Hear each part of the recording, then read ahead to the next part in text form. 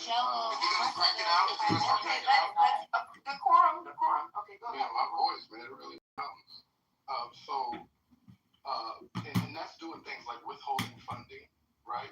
Calling jobs, calling universities, doing a lot of different things, lawsuits. There's a lot of different ways that they go after anti-Semitism. And I think that BEMA, right? Was laying the blueprint and the foundation on how the Black community can go about, right, going after as Black people's fault. Abby just told you that on the corners of those neighborhoods, they have facial recognition, AI, all kind of shit, cameras and things like that, right? They make the calls behind the scenes, right? They get you clipped, they do this, and that. So we need to move with with those same tactics. Hold on, Pepe. We need to move with those same.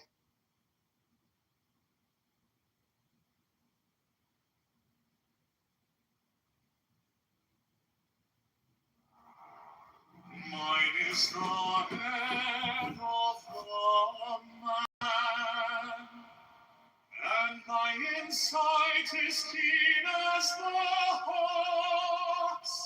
By my head I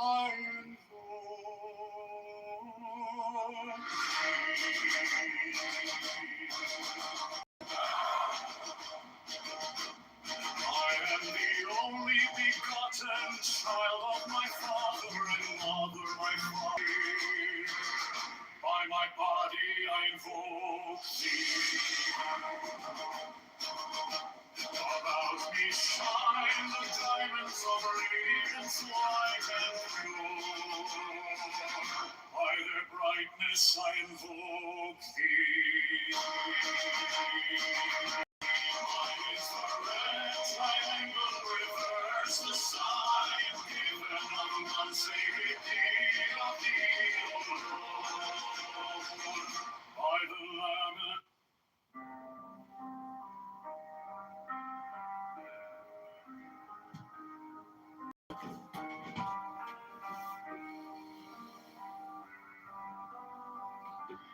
These are fools that men adore, both their gods and their men and fools. 12 come forth, O children, under the stars, and take your fill.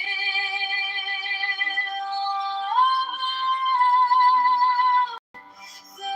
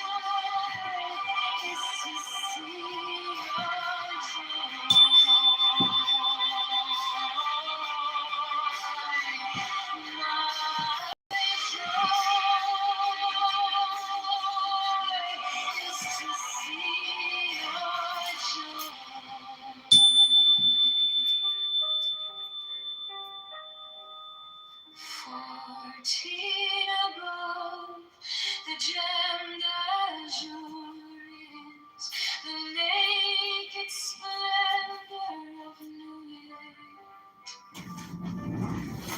She bends in ecstasy to kiss the secret ardors of her need. The winged globe, the starry blue, her mind awaketh not the soul. My joy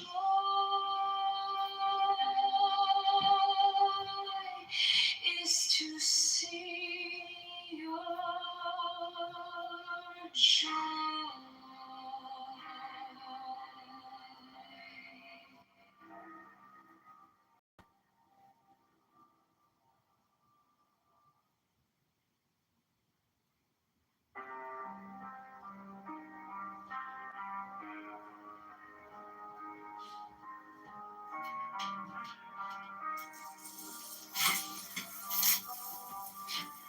These are fools that men will do, both their gods and their men of fools.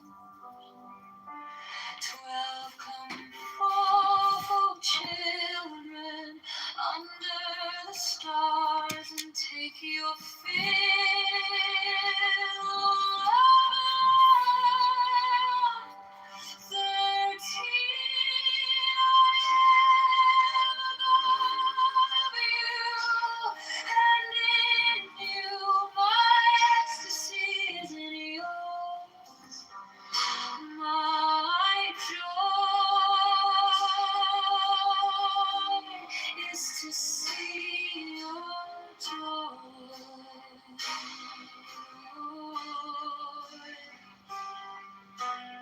14 above, the gemmed azure is the naked splendor of Nubis.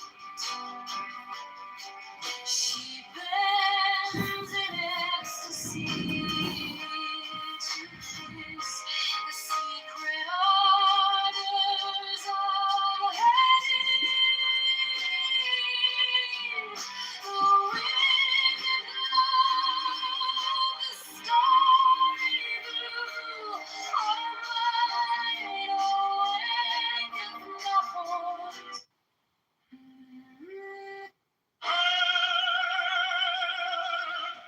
The manifestation of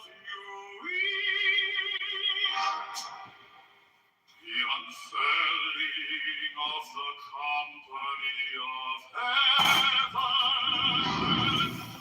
Every man and every woman is a star. For every number is infinite, there is no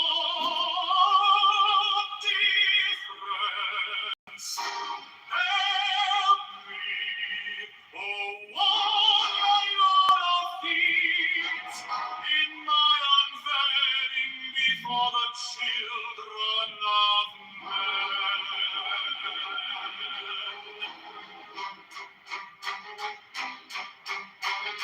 60 deep, my secret center, my heart and my tongue.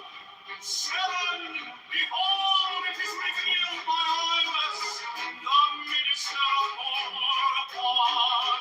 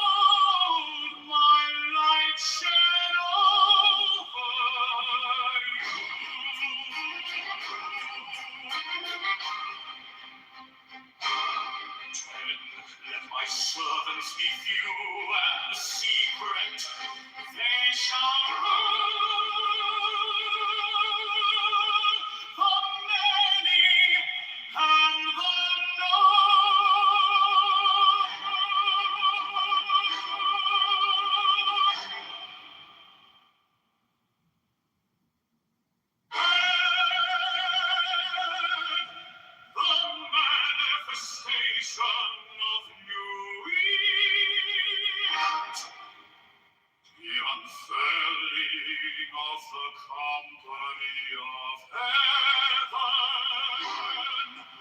Every man and every woman is a star. For every number is infinite, there is no difference. Help me, oh one of these, in my unveiling before the children of men. 60 deep, my secret center, my heart and my tongue. 7, behold, it is revealed my eyeless, the minister for upon prayer. 8,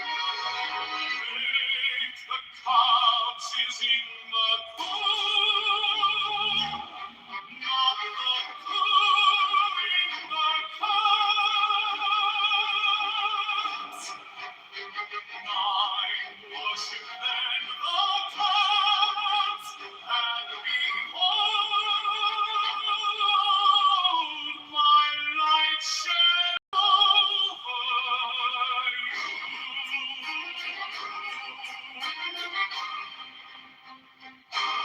10, let my servants be few and secret, they shall rule.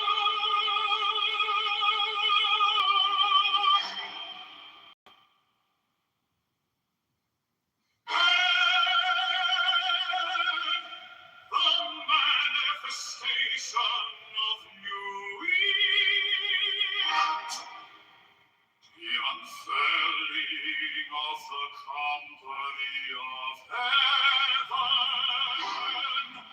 Every man and every woman is a star. For every number is infinite, there is no difference. Help me, oh one of these, in my unveiling before the children of men.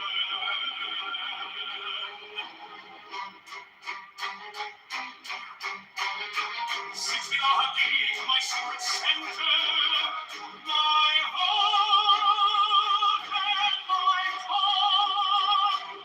7, behold, it is revealed my eyeless, the minister for upon prayer. 8, the couch is in the pool. Not the poor in the cups. 9, worship then the clouds, and behold, my light shed over you.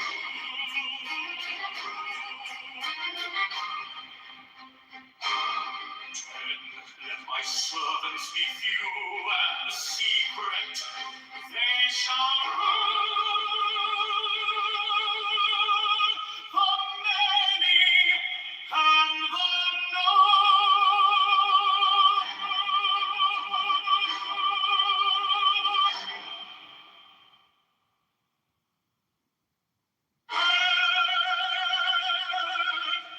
the manifestation of new Eve.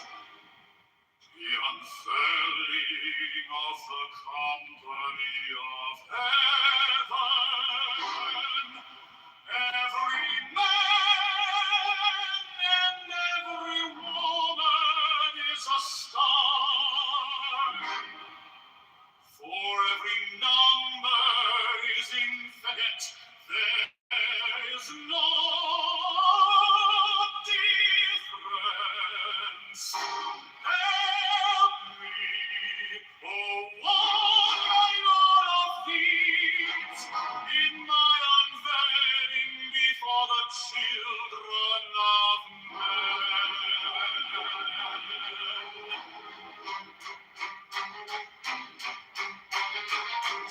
thou have thee to my secret center, my heart and my tongue. 7, behold, it is revealed my eyeless, the minister upon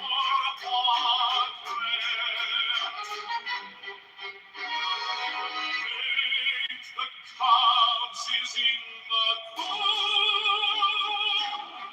not the cool in the cobs. 9, worship then the cobs, and behold, my light shed over you.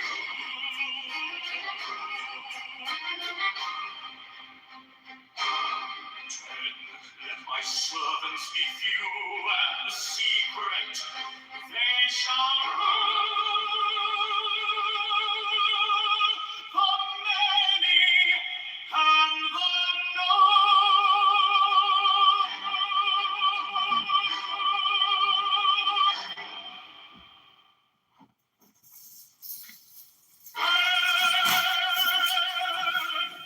the manifestation of new Eve.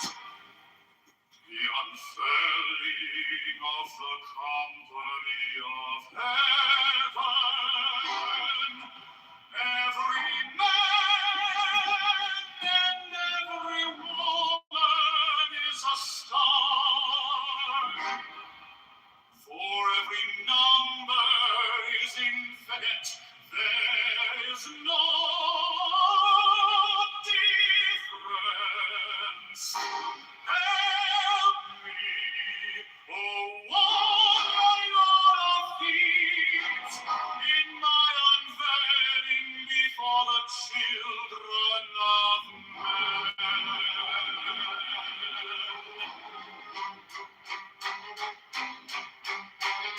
60, thou have thee to my secret center, my heart and my tongue. 7, behold, it is revealed my eyeless, the minister upon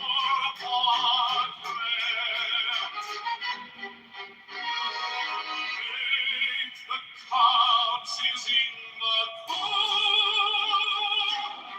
not the cool in the cobs.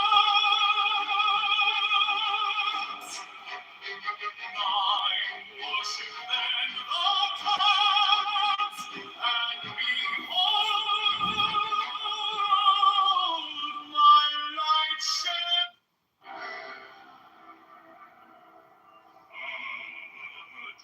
The manifestation of new Eve, to the unveiling of the company of heaven. Every man and every woman is a star.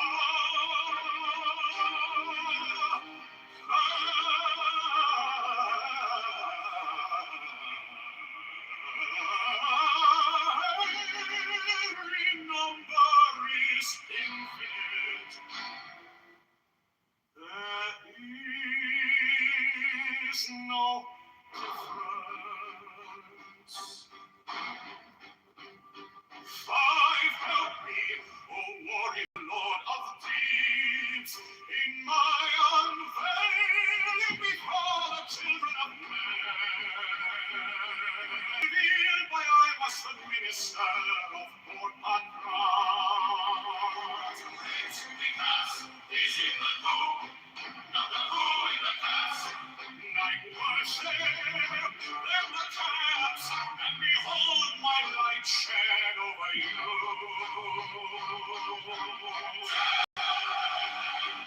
Let my servants be few and secret, they shall rule the many and the Lord.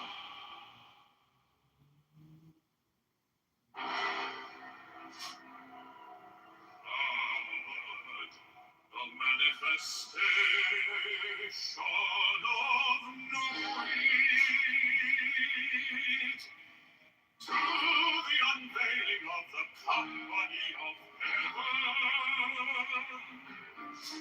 Every man and every woman is a star.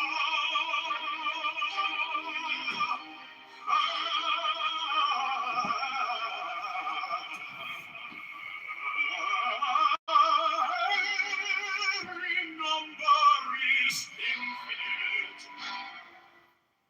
There is no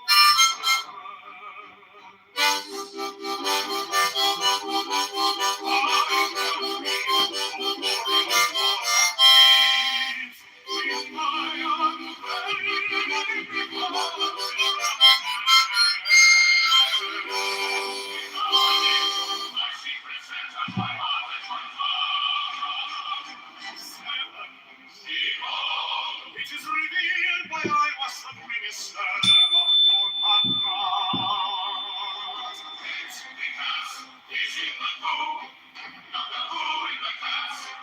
I was there, then the cats, and behold my light shed over you.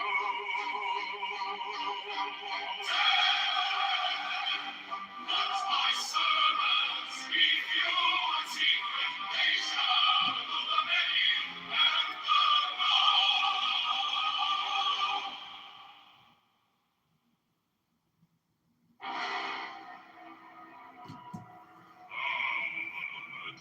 The manifestation of new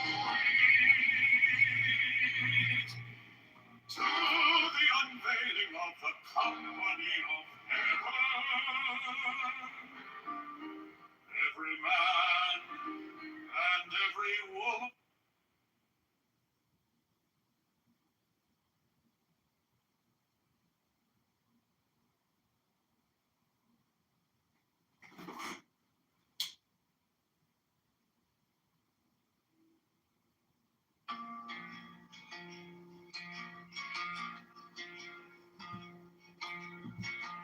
Now ye shall know that the chosen priest, as soul of infinite space, is the prince priest, the beast.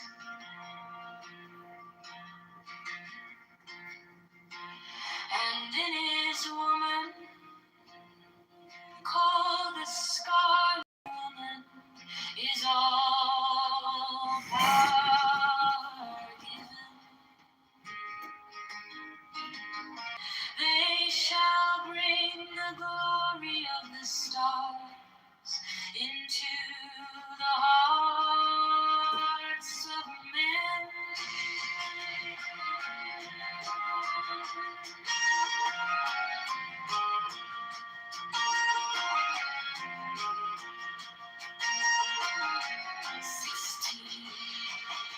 For he is ever sun, and she a moon.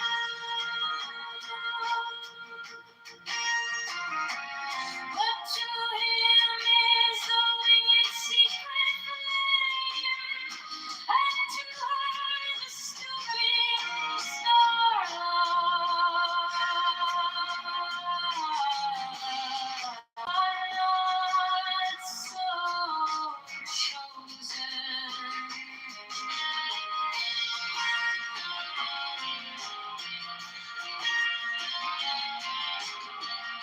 18 burn upon their brows, oh splendrous serpent.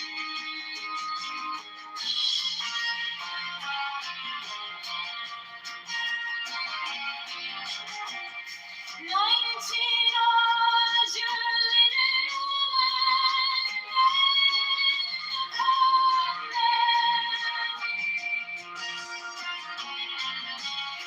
women, 20.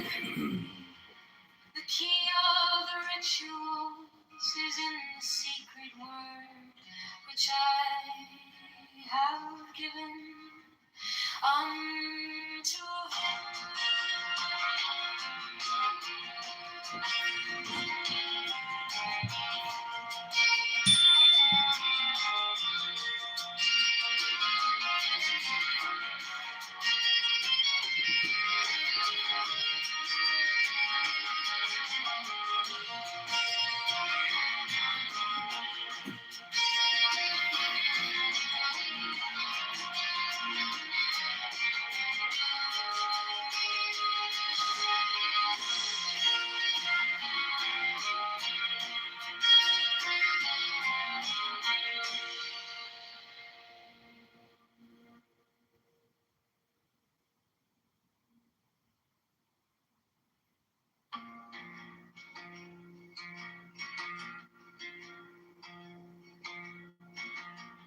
Now ye shall know that the chosen priest, my soul of infinite space, is the prince priest to be.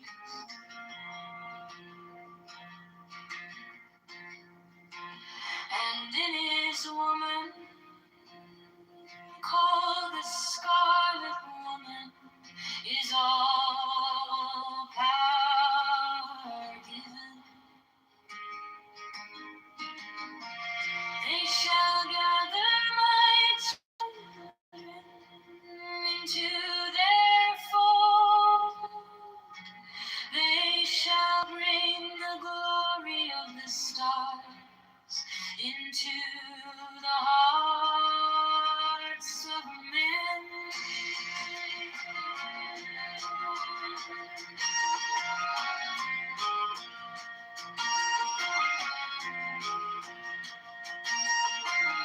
16.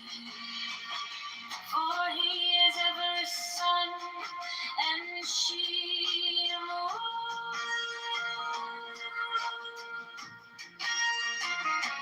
But to him is owing its secret flame, and to her the stooping starlight.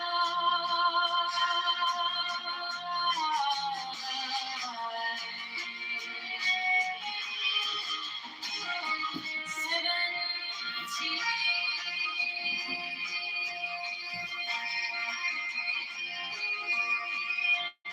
But ye are not so chosen.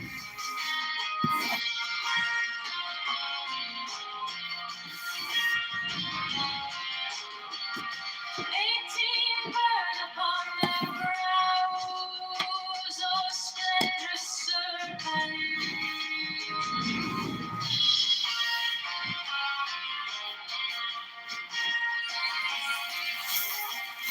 19 are your linen women.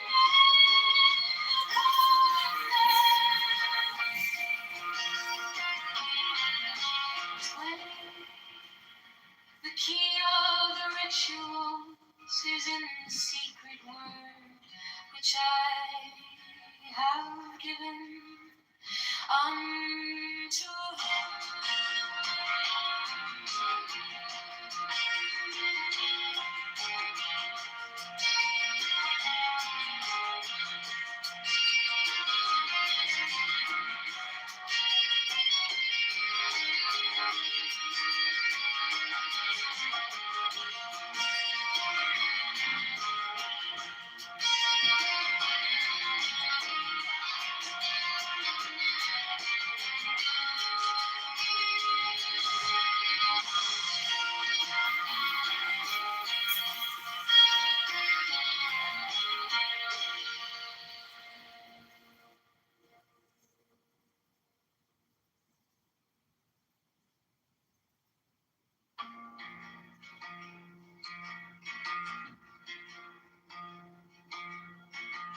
Now ye shall know that the chosen priest, my soul of infinite space, is the prince priest to be.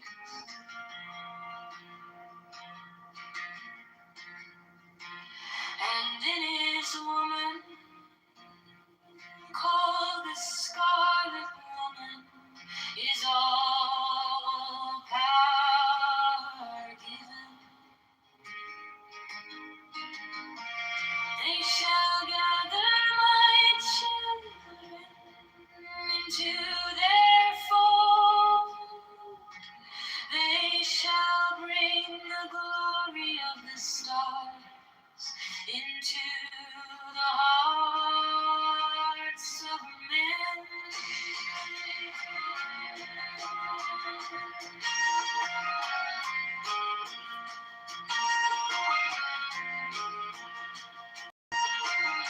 16. For he is ever sun and shield.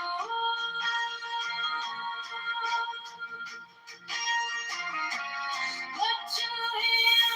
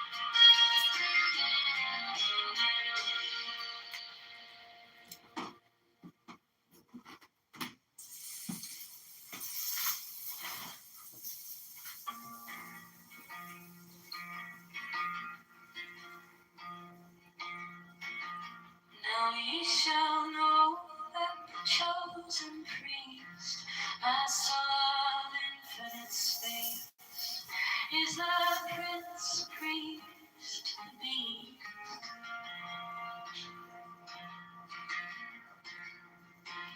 And in his woman, called the Scarlet Woman, is all power given.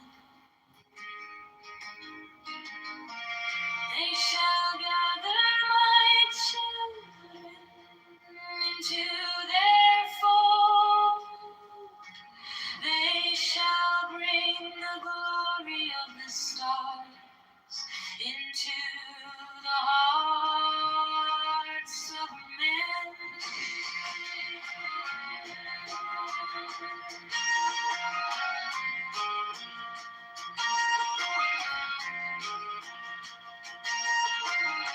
16. For he is ever sun, and she a moon. But to him is the winged secret flame, and to her the story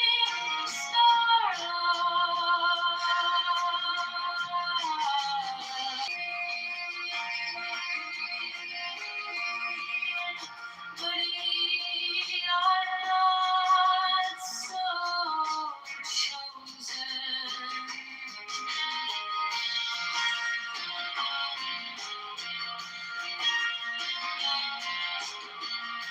18 burn upon their brows, O splendorous serpent.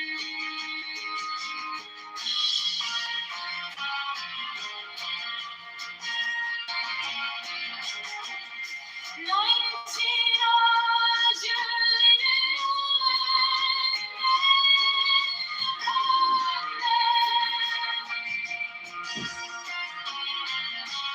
20.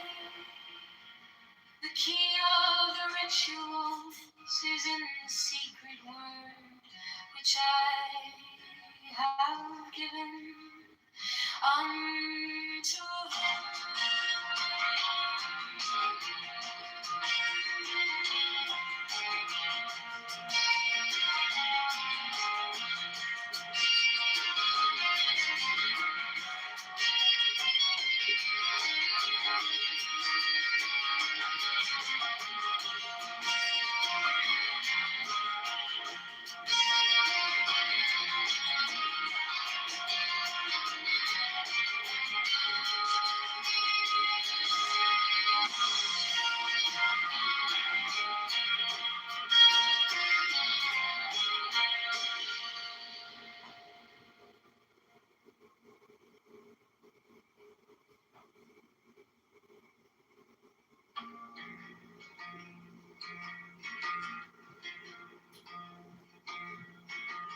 Now ye shall know that the chosen priest, my soul of infinite space, is the prince priest to be.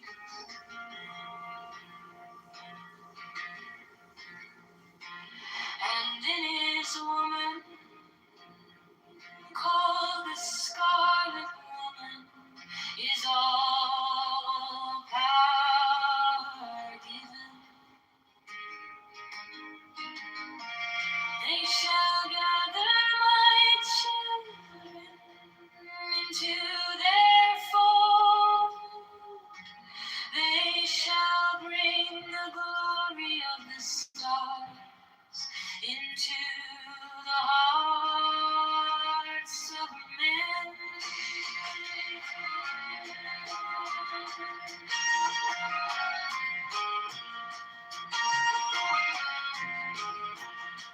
20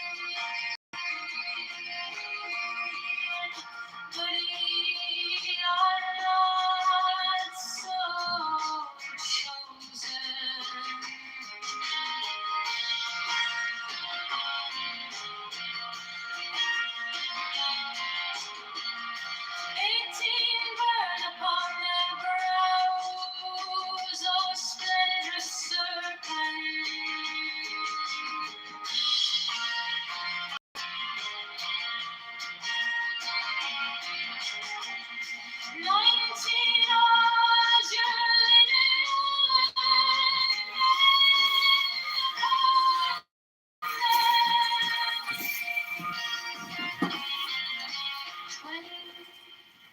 the key of the rituals is in the secret word which I have given unto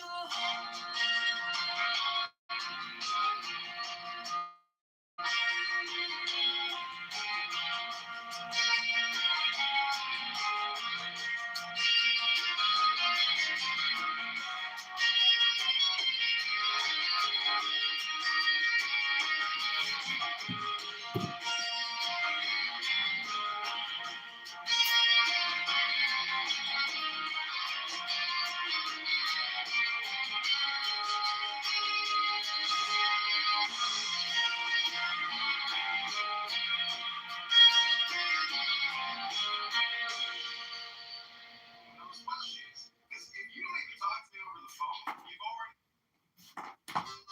It's true.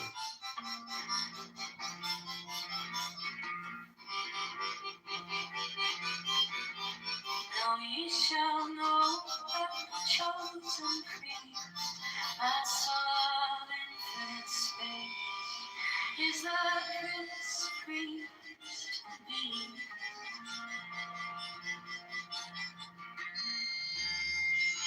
And in his woman, called the Scarlet Woman, is all power given.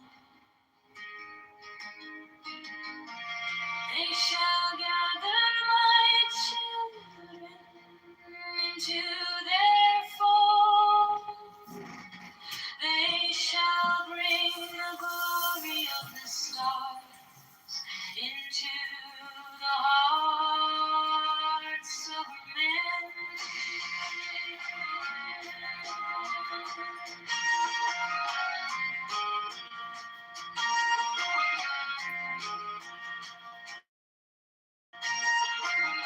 16.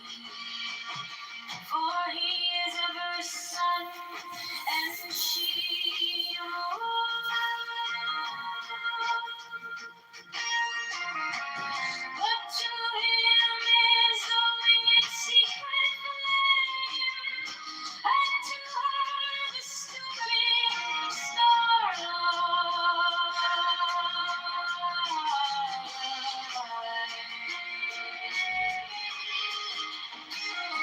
17.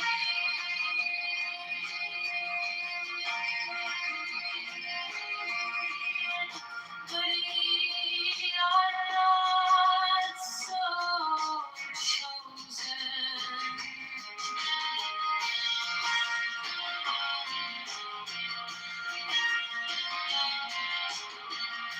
18. Upon their brows, O splendrous serpent.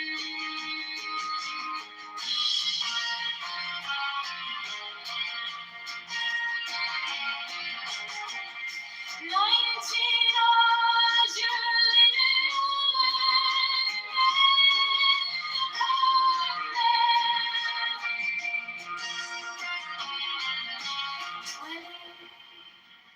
the key of the rituals is in the secret word which I have given unto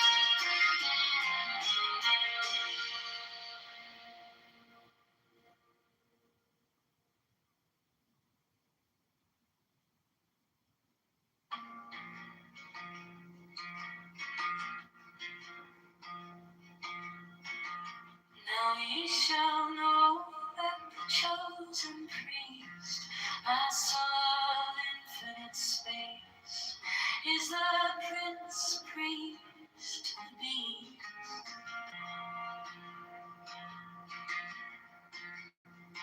And in his woman, called the Scarlet Woman, is all power given.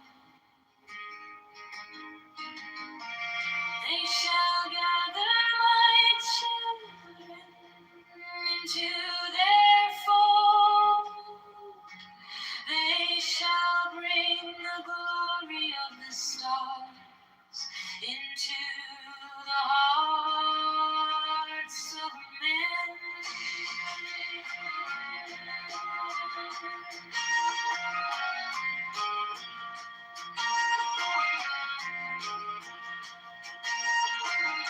16.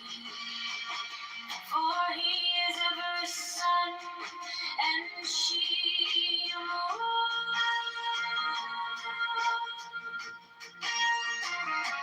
but to him is owing its secret flame, and to her the stooping starlight.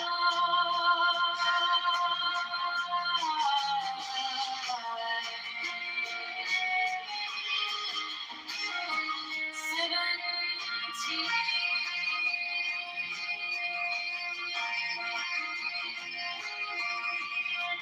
But ye are not so chosen.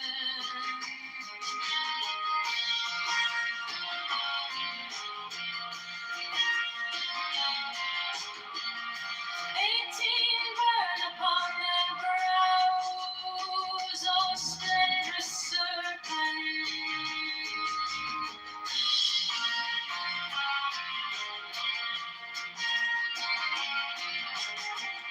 19. Odds your linen woman, and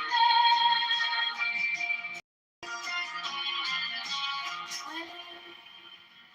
The key of the rituals is in the secret word.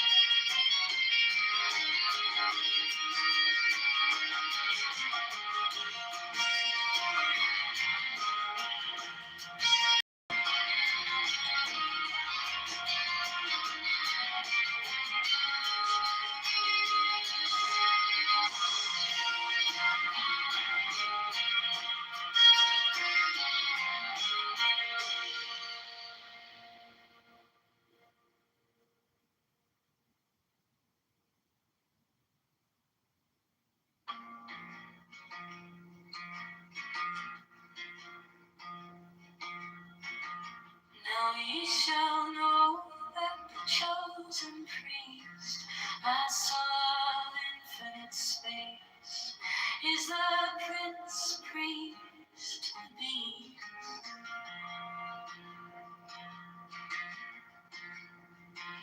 And in his woman, called the Scarlet Woman, is all power given. They shall gather my children into their fold. They shall bring the glory of the stars into the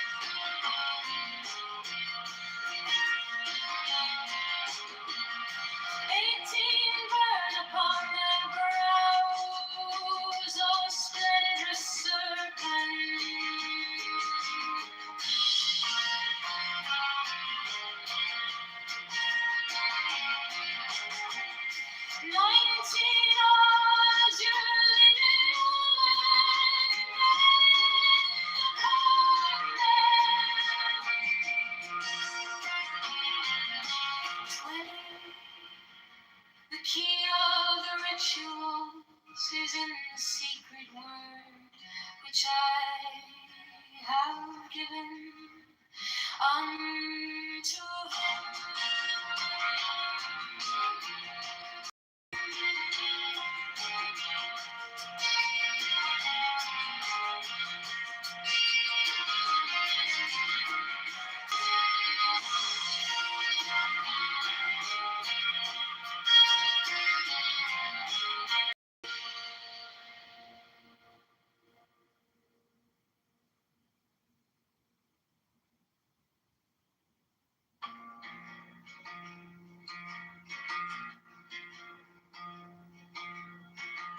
Now ye shall know that the chosen priest, as all infinite space, is the Prince Priest to be.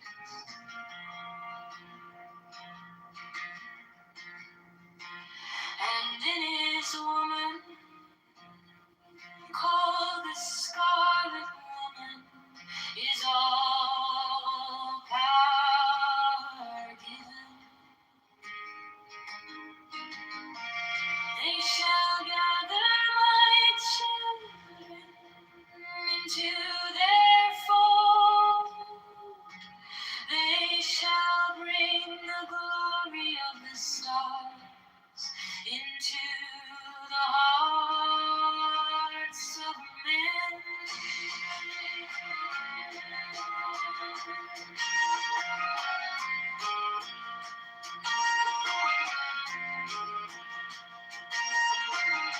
16. For he is ever sun, and she a moon.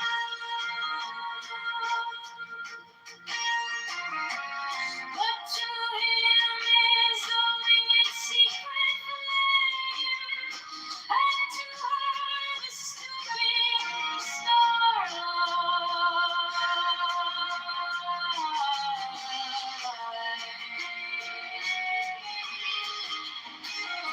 17.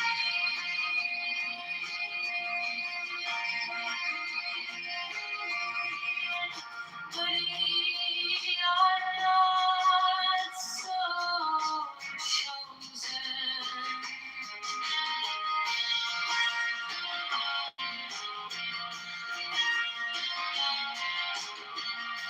18 burn upon their brows, O splendrous serpent.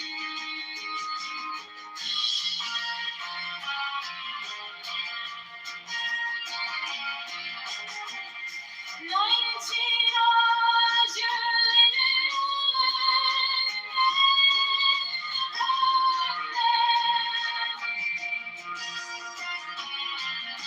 and 20. The key of the rituals is in the secret word which I have given unto him.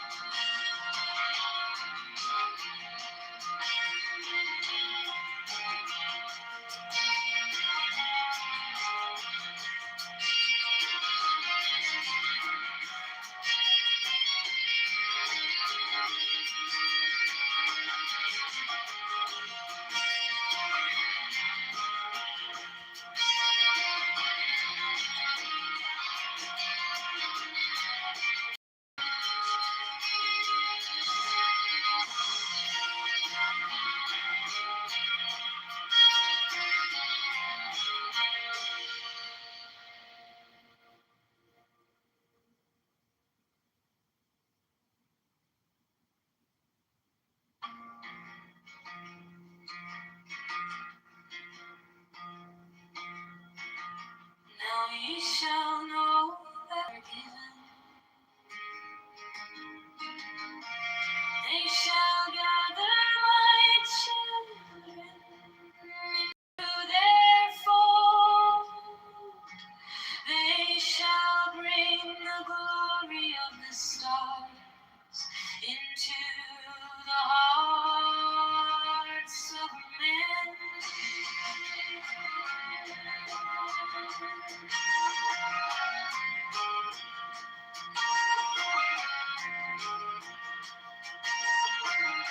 16.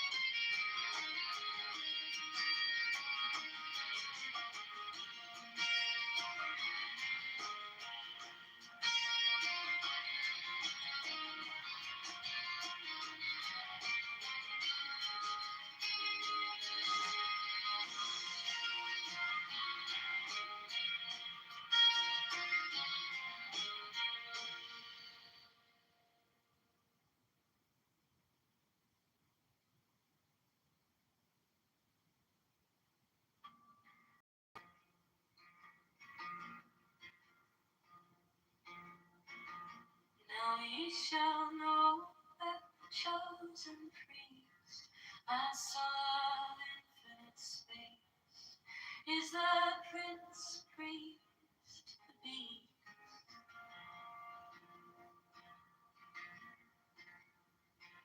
And this woman called the Scarlet Woman is all power given.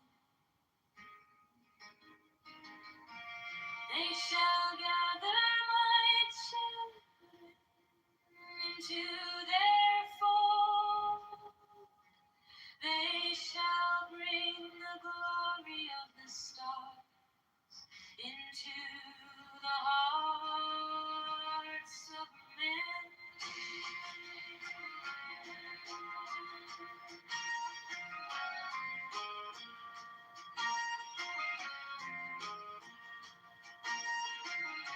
16. For he is ever sun, and she a moon.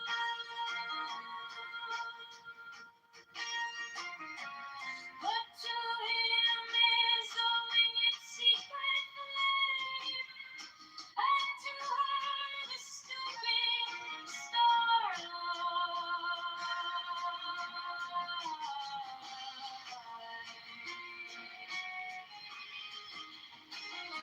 17.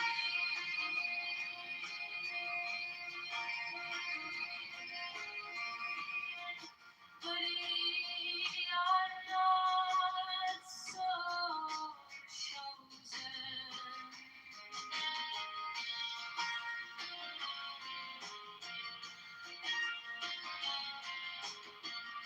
18. Burn upon their brows, O splendrous serpent.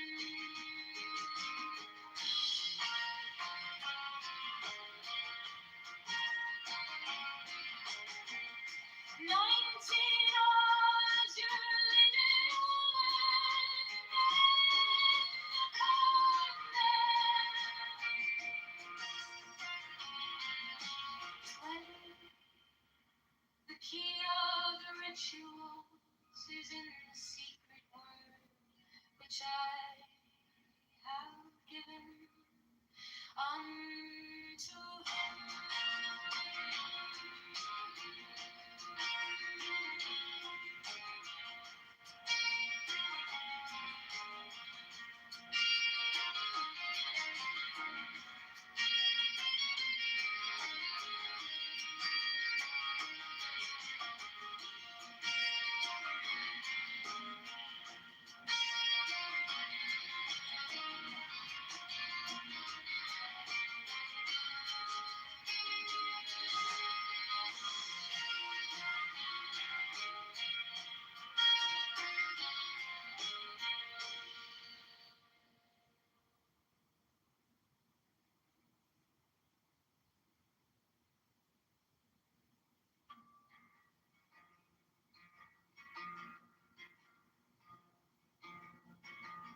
Now ye shall know that chosen priest, my soul of infinite space, is the prince priest to be.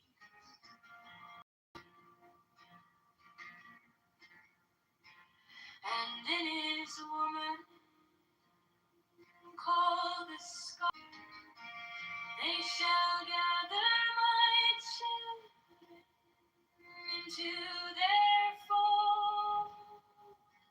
They shall bring the glory of the stars into the hearts of men.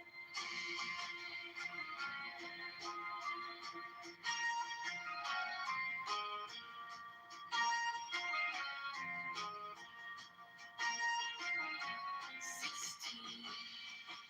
For he is ever sun, and she a moon.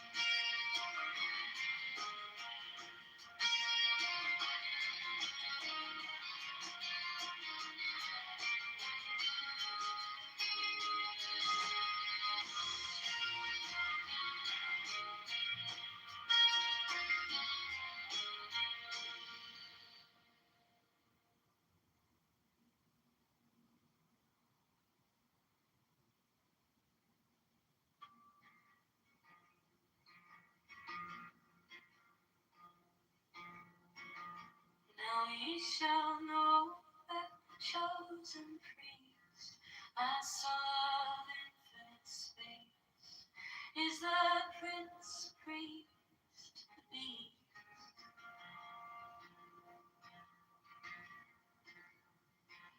And in his woman, called the scarlet woman, is all power given. Shall gather my children into their fold. They shall live.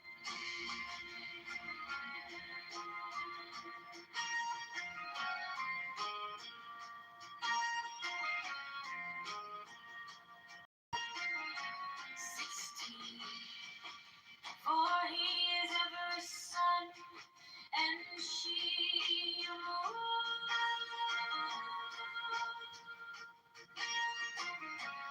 But to him is the winged secret flame, and to her the stooping starlight.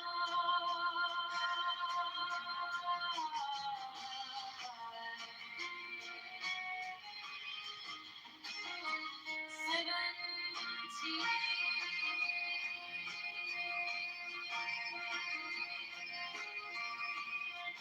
But ye are not so chosen.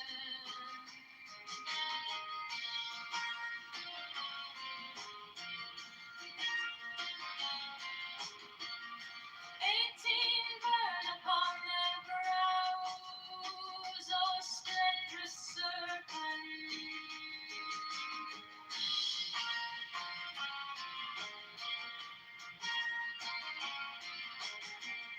19. Ours your linen woman, made the covenant. 20. The key of the rituals is in the secret word which I have given unto him.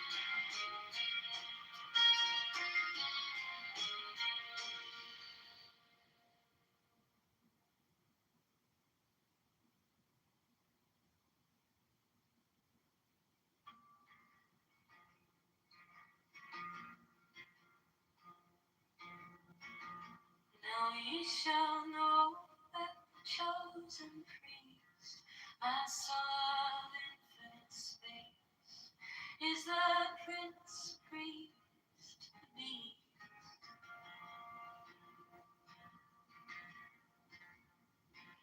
And in his woman, called the scarlet woman, is all power given. They shall gather my children into their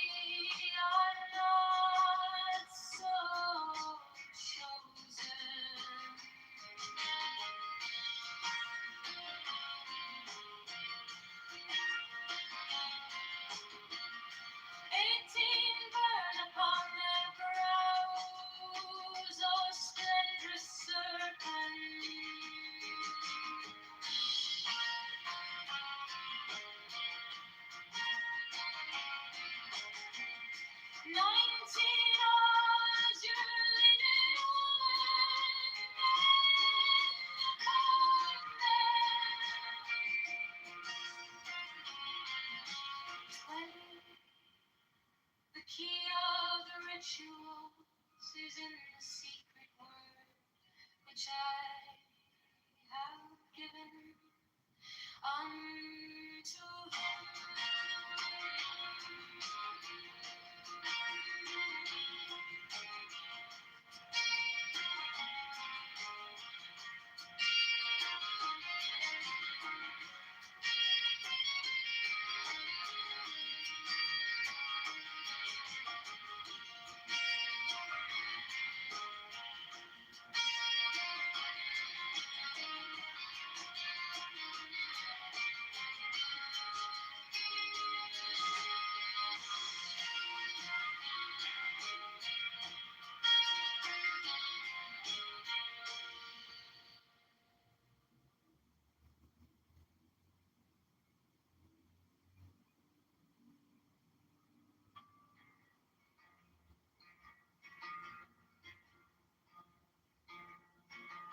Now ye shall know that the chosen priest, my soul of infinite space, is the prince priest to be.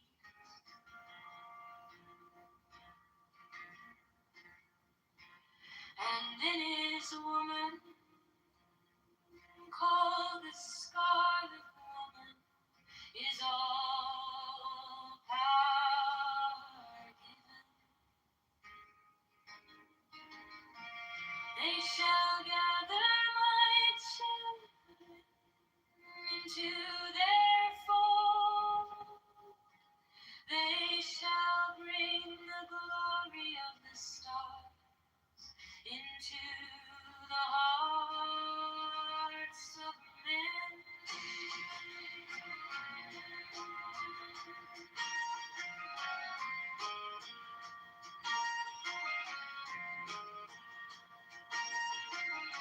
16. For he is ever sun and she a moon.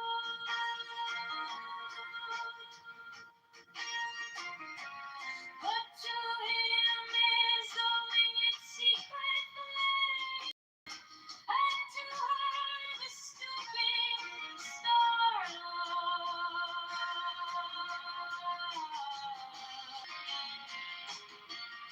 18 burn upon their brows, oh splendorous serpent.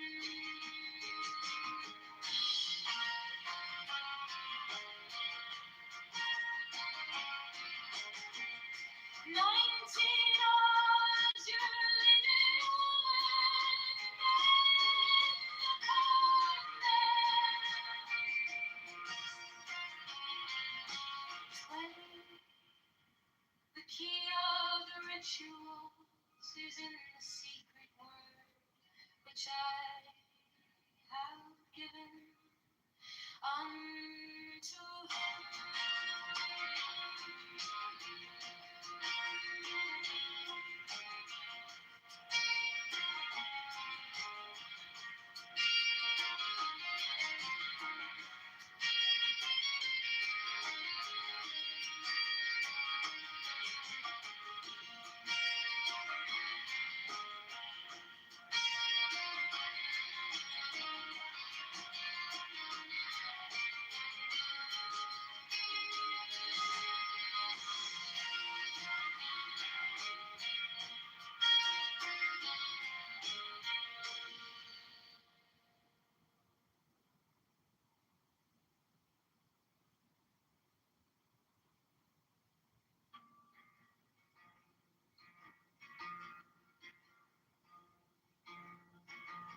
Now ye shall know that the chosen priest, my soul of infinite space, is the prince priest to be.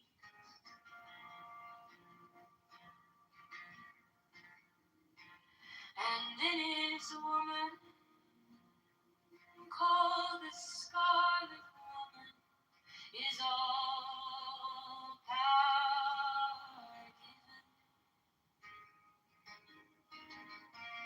They shall gather my children into their fold.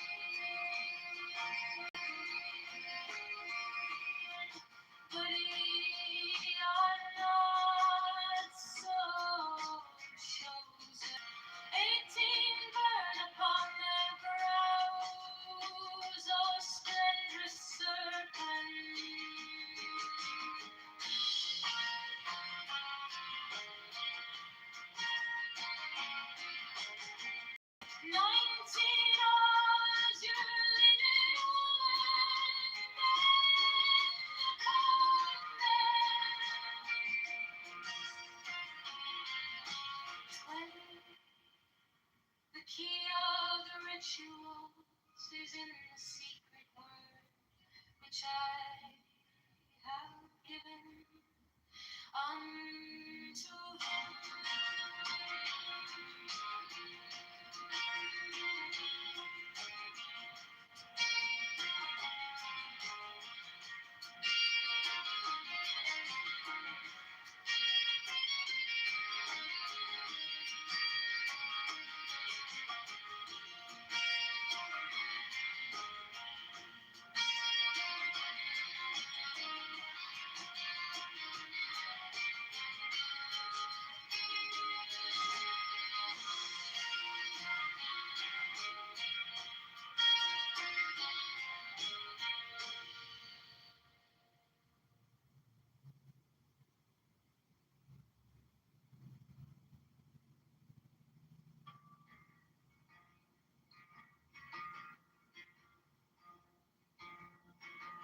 Now ye shall know that chosen priest, my soul infinite space, is the prince priest to be.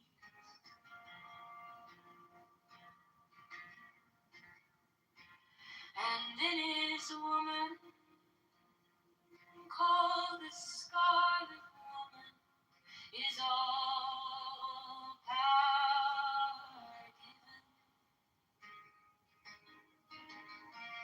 They shall gather my children into their fold.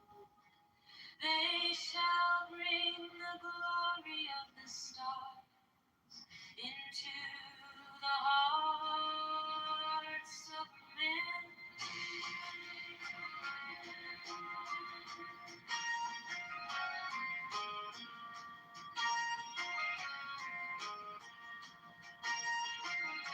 16. For he is ever sun, and she a moon.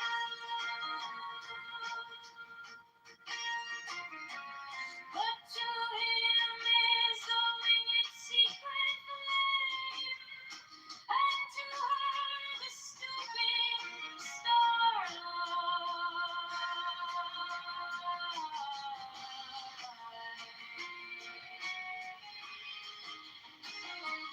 17.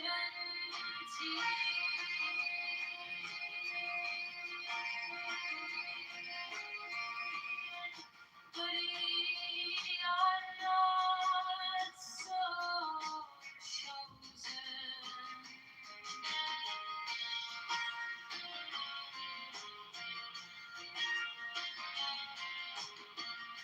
18. Burn upon their brows, O splendrous serpent.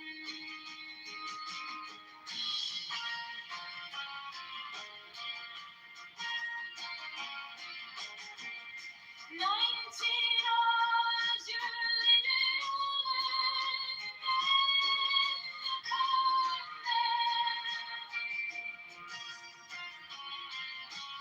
20. The key of the rituals is in the secret word which I have given unto him.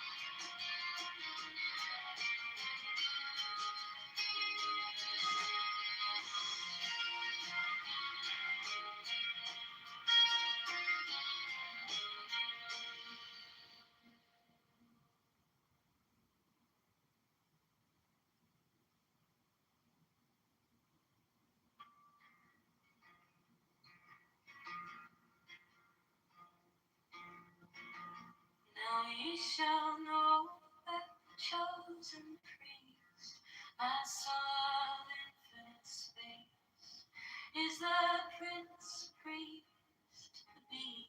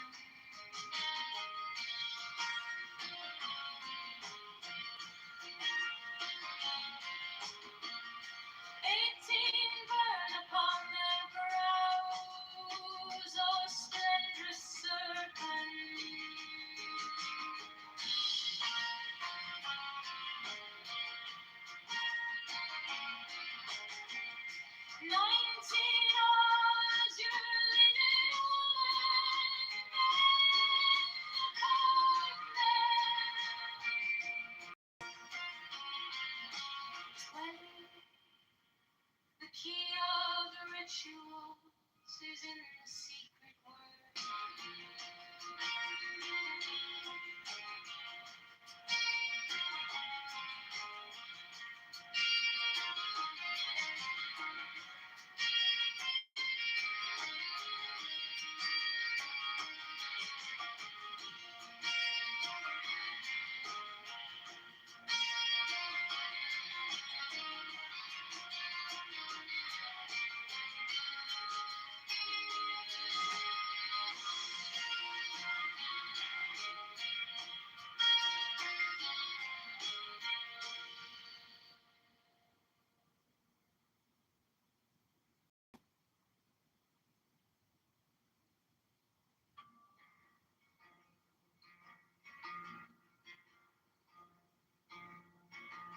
Now ye shall know that chosen priest, my soul of infinite space, is the prince priest to be.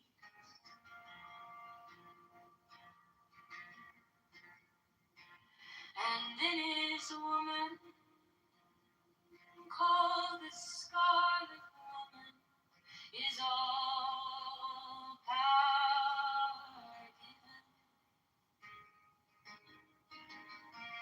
They shall gather my children into their fold. They shall bring the glory of the stars into the hearts of men.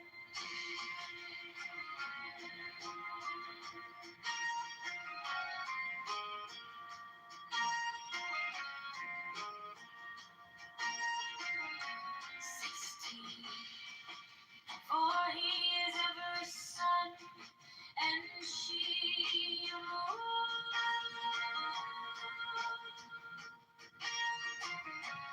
But to him is the winged secret flame, and to her the stooping starlight.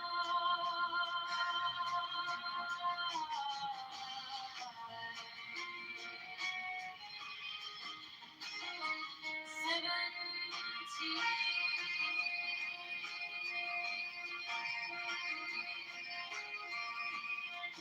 But ye are not so chosen.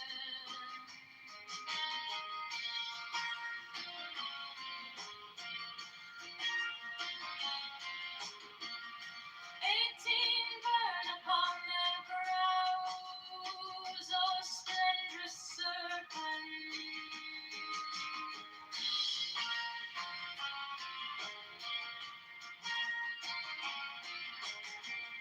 19. As your linen woman made the covenant.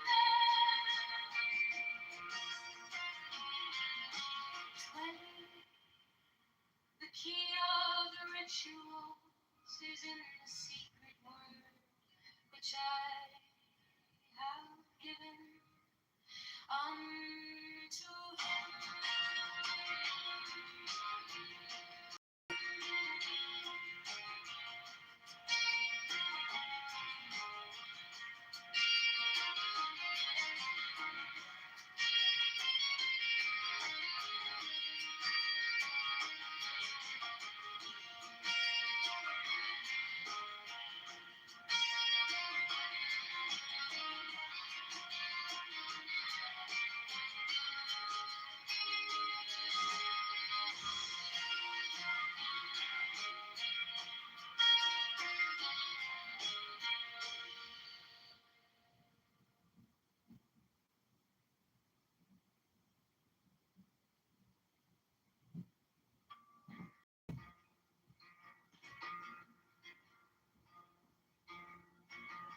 Now ye shall know that chosen priest, my soul of infinite space, is the prince priest to be.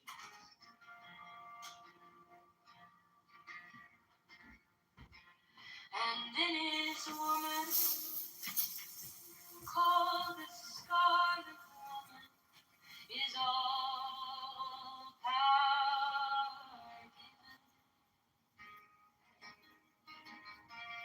They shall gather my children into their fold. They shall bring the glory of the stars into the heart of men.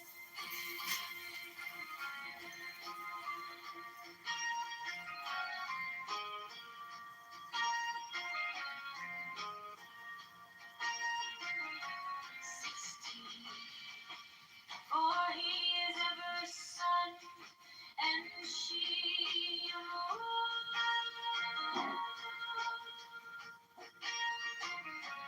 But to him is owing its secret name, and to her the stooping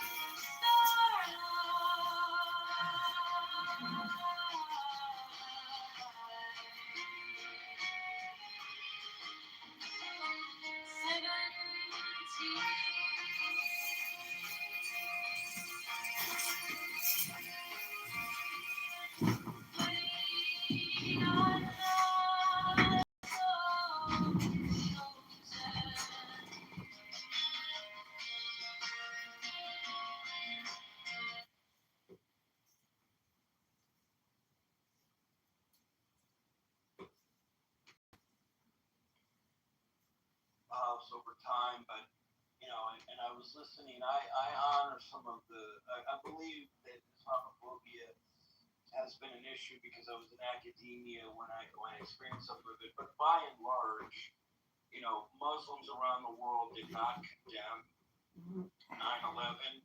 And when you think of how many Muslims there are on the planet compared to Jews, for example, it's a little disconcerting that there wasn't wide condemnation because that was such an atrocious attack on Americans, and even the silence left us kind of weary. I mean, I know clinicians were fired because they were celebrating, and when Hamas attacked Jews in Israel, again I saw people celebrating. So I have I have Muslim friends, and I think that they were empathetic, but by and large, there was not a wide condemnation of some of these terrorist events, and so it's just an American. Forget about being Jewish.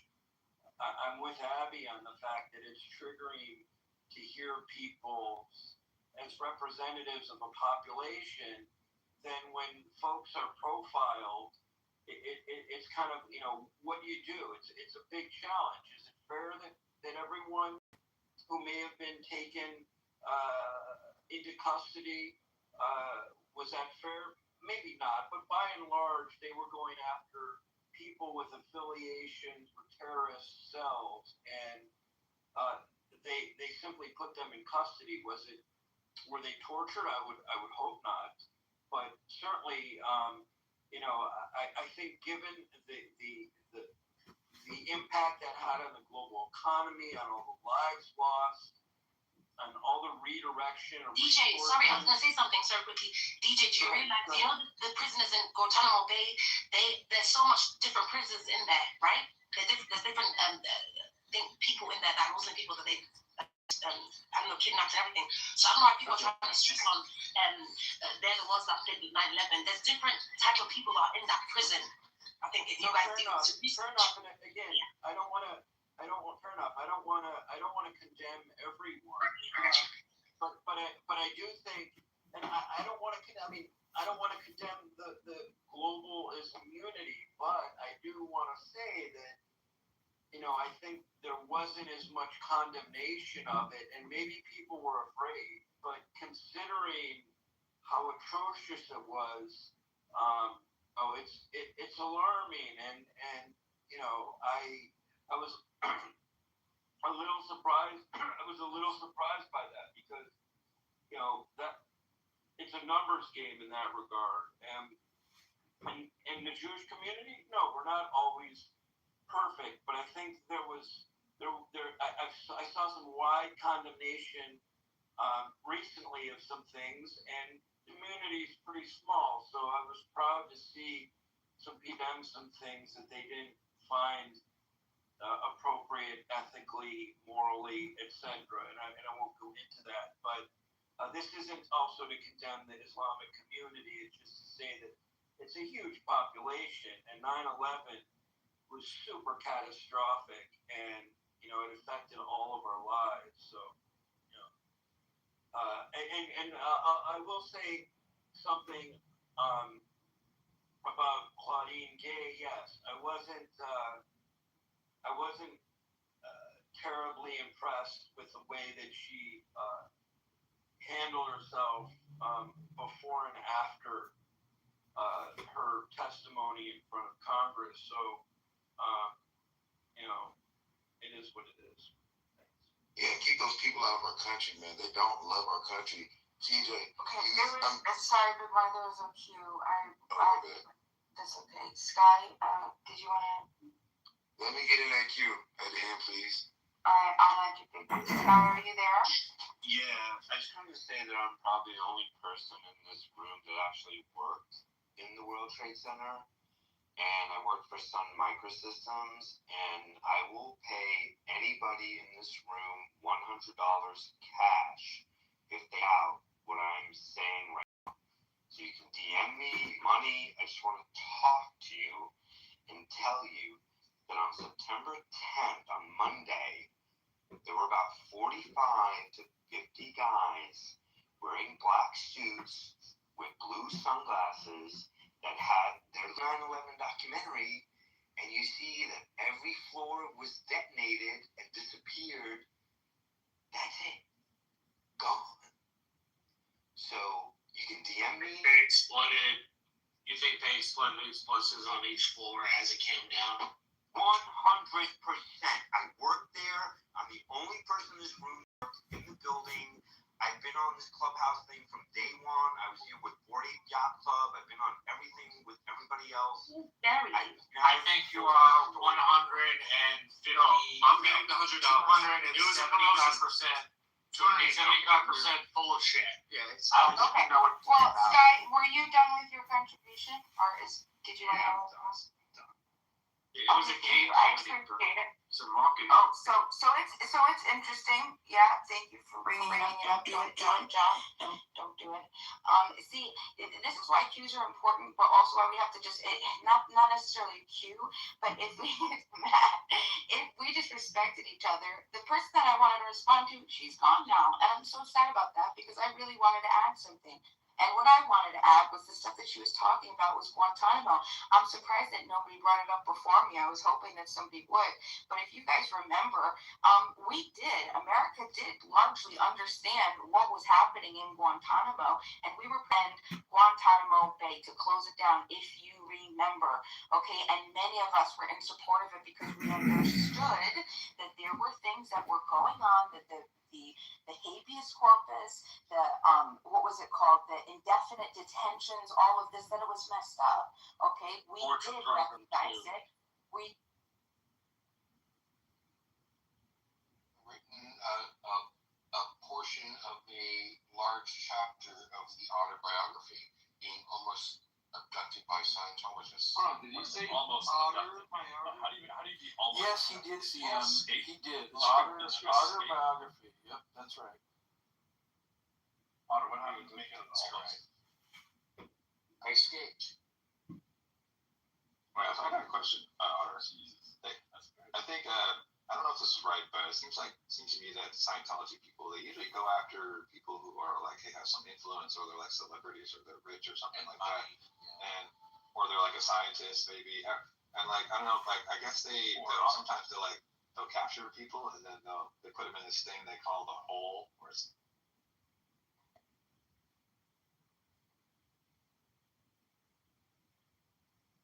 whole trial and error.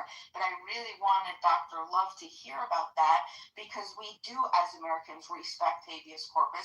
We don't want people to be indefinitely detained, and that is why the country of the United States we ended up electing President Obama to make sure that our civil liberties and that human rights were upheld. And I'm sorry that she didn't get to hear that. But not the whole country didn't all feel that way, Bima. And the Patriot Act when I said it passed 98 to 0, it also had an 85% approval rating from the country after 9/11. Our country Right afterwards, wanted, yes. yeah, right our after- country we wanted We those conducted people one detained. brain mold. I mean, we wanted profiling. We chose for that in our country. The Patriot Act morphed into the new Freedom Act that actually sunsetted right at COVID.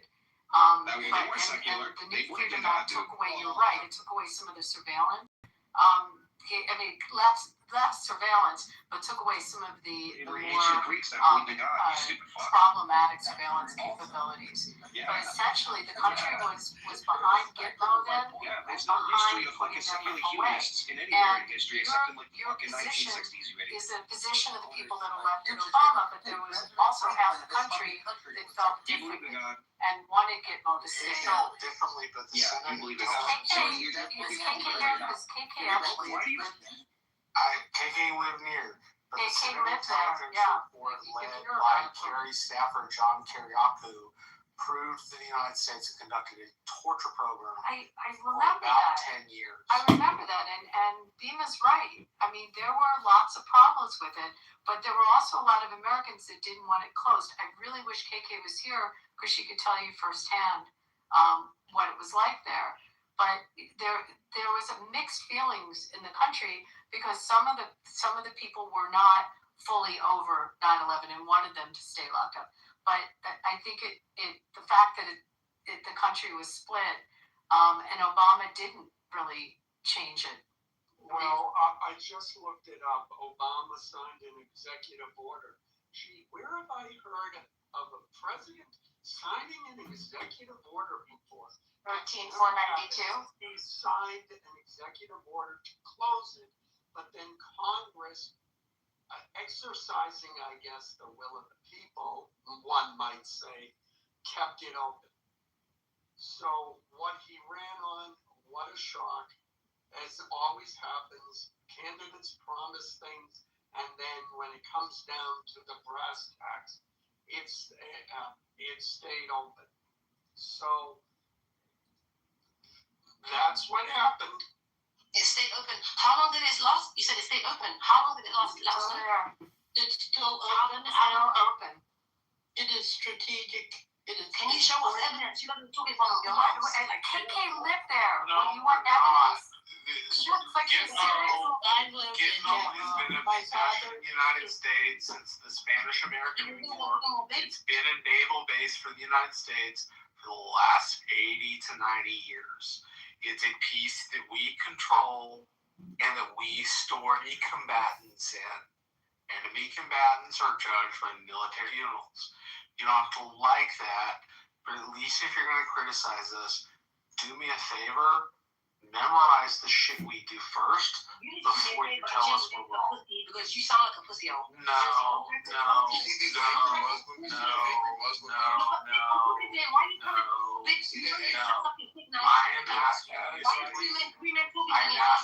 Specifically to know what you're talking about. I'm asking you specifically to know what you're talking about the American system before you go ahead and pronounce it.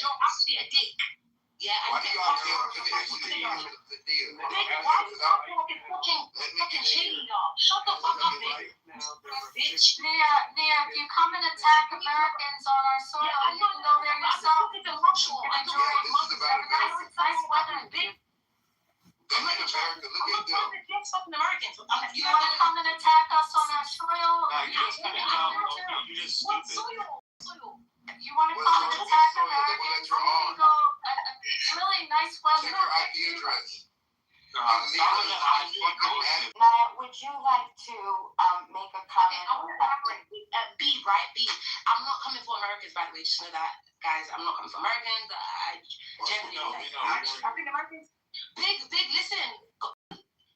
Put a muzzle on it, bro. Like, seriously, honestly. Like, I ain't gonna beef with you. Like, honestly, I'm not even trying to play around. To all due respect, guys, American, you guys are we're all human. But I'm just saying, guys, can you guys do your research? You generally, okay, guys, honestly. Let's do the emoji thing, right? Hold on. Do you generally think, right? Alan. Just let her finish. Let her finish, Alan. And Naya, They're gonna just me. would you, not Alan, just wait, Alan. We want to have a conversation, and Naya, would you please? Basically, you generally think, right? I'm talking to the room.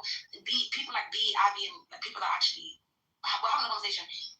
Human people, actual people that have feelings and that are beautiful. Anyways, long story short, do you generally think that Muslims like corrupted America? Honestly, guys.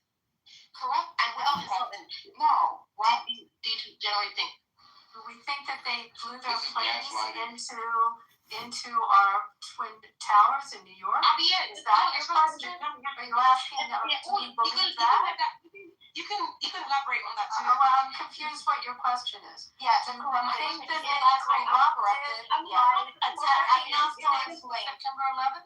I asked a simple question, darling. I didn't ask two questions. I asked the question. You asked the question. What do you mean by corrupt? Weirdo somewhere. Hollywood, Paris, those seem like places. Hey man, Daddy's not trying.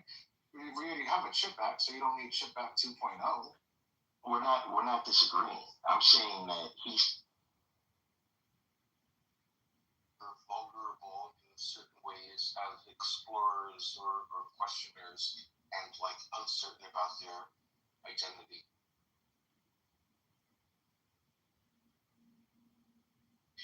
I think it was actually pretty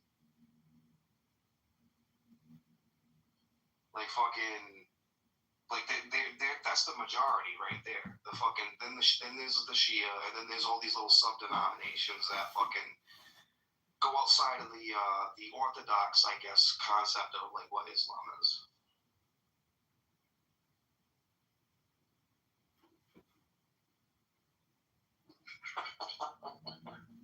So I got a question for you, for the Christian.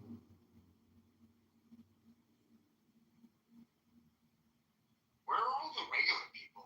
Are they fucking not in that room right now? Dude, that room got nuked. So nobody's in there. I guess they all fucking went somewhere else. I see. It looks like Crimsonites in this room. Go back, please. Turn around and go back to your mother. Bridge.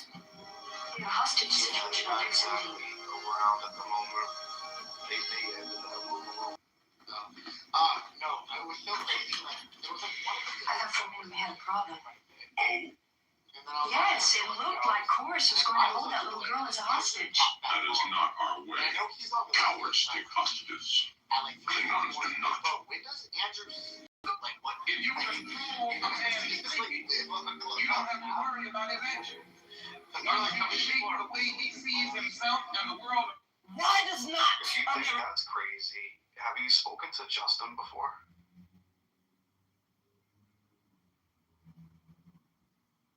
Charles, have you spoken to Justin before?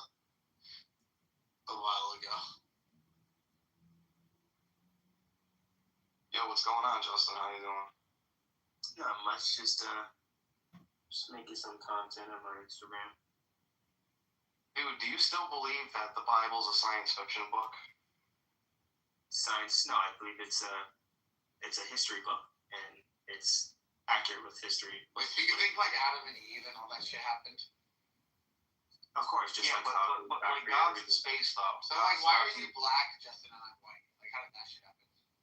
Well, it happened because God front-loaded us with genetic diversity from the beginning. So, like, what color was Adam and Eve?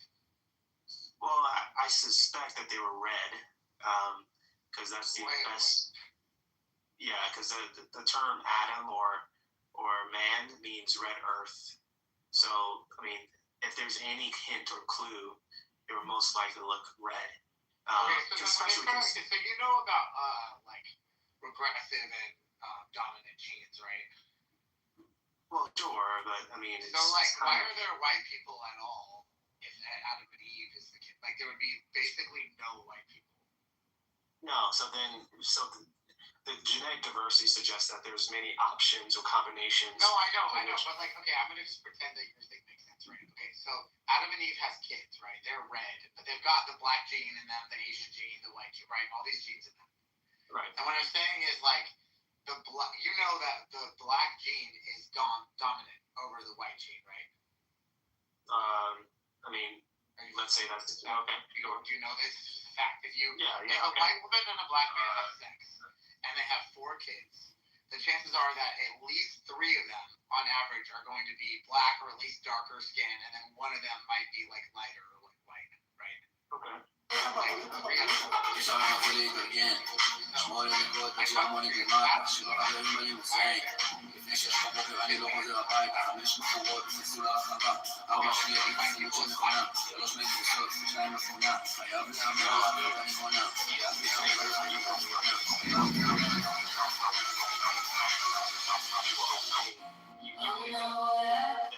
They just populate. All they had to do is reproduce with the same kind of genetics, and of course, so human beings, so we evolved from a common ancestor, right? And then those ancestors split off. So there was many different ancestors from a like primate ancestor that all split off. You don't have to go that far to be black and white. There was no black and white when you're talking about primates. No, but what I'm saying is like they split off, right? And then continue to have like it's from like the genetic pigment that developed. But you're saying that the genetic pigment was right. But you're saying that DNA, the human being DNA, with all the genes and the DNA like front loaded, as you said, with the code to be the different races was already there. We don't believe that. Right? We think that it evolved. We think people typically. Yeah. Right. So that makes sense on our theory. On our theory, that makes complete sense. But for your theory, I'm just curious, like, why you think there's so many. Again, so I would start this from the races would start from Noah. So of course, because they're front loaded with so many different potential ways that the gene could express itself. In other words, some things would turn off, other things would turn on based on their environment. Of course, the same scenario based on where they lived, the things they ate, and so on. Their skin will actually. So you believe in evolution, then? Well, yeah, we all believe in evolution. Just I believe in that a lot of it happened in a very rapid way. Yeah, you believe in more macroevolution than the average evolutionist. It's a little bit crazy, but okay. Yeah. So you think that like there were these red-skinned people who continue to have red-skinned people until Noah, and then Noah had like a black kid and a white kid and an Asian kid, and then they like all spread off to like happen in the different countries and races of the world. That's what you think? Yeah, so, and actually even before the flood, there's perhaps some way more different colors, like indigo, orange. Were there purple people? All that would have been as diverse as that. There was purple people? Yeah, it's just like, it's like all the fish in the sea. Like, you don't laugh at the idea that there's all kinds of colors of fish. Right, because I see fish that are all kinds of colors. Fun fact, right. The Canaanites or Phoenicians were called purple people. But I think it's because of the dye, though. But, it's probably possible. So I think that before the flood. Like, okay, so let's think about this, though. So let's say, like, we're going to call him Whitey, the Noah's kid who was white, right? Well, he would have the DNA of, like, the full code from Adam and Eve in him, right? So then when he's starting to have kids, why wouldn't his nation end up being predominantly black? Well, again, because they had so much diversity, the randomness, like no, but remember you said it's front loaded in them, and it's in all of them, right? Like all the DNA is there, so like the black gene, like quote unquote, like I sound like a race realist saying this shit, but like you know what I mean, like the genetic code, right, for the black pigmentation. Now allow me to explain it. It would make sense if you allow me to explain it more than 1 or 2 sentences. So because the potential for them to turn to any race was already there, it would only come based on need at that time. Eventually, over time, because the genetics started to, fall off, those who had, rich genetics started to die out, and the gene pool got narrow. People got locked into their race categories, and they changed more slowly. So Where at one point, let's say a black father can give birth to white kids, Asian kids, just they would just look extremely diverse. Eventually, it became less and less diverse within each race. So it came based on, at that time, the weather patterns and also the things they ate, their skin color, their teeth, everything, the bone structure would adapt really quick and So I'm asking because Justin is saying that Adam and Eve were front loaded with all like the genetic code for all the different races. So what I would expect to see if that was the case is that when like white people have kids, some of them might come out black or Asian. Okay, I got you, Charles. You ever notice how when you put pigs back in the wild, they start reverting back into looking like boars over the generations? Like they start growing tusks. So even though we see these pink little pigs with the cute little tails, the genetics of wild boar is still in them, right? But you got, in order to get triggered, you got to put them in particular environments, and then over several generations, they're going to lose that pink skin. They're going to grow fur. Wait, but then how come when we put black people in Europe, they don't turn white or start having white kids? It depends on how many generations. No. If you put a black person in Europe, come back 1,000 years later. But they also have to keep having sex with black people. Do you think that then after 400 years they're going to have a white kid? Even if they're having sex with black people in Europe, in that climate, come back in 1,000 or 2,000 years and see what they're looking like.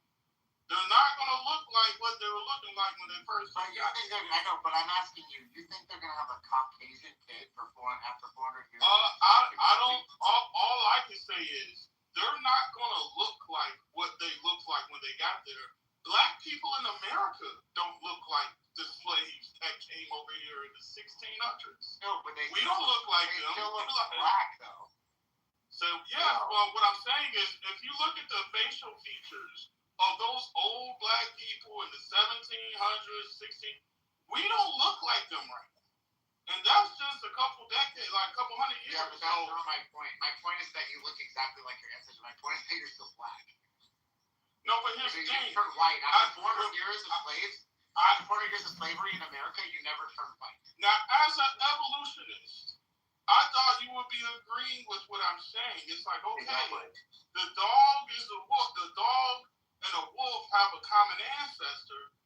But if you go back further enough, there's going to be differences. What I'm saying is, I'm not saying you don't evolve. Right, I'm saying, just like how you say a furry creature turned into a whale, I don't eventually, say that.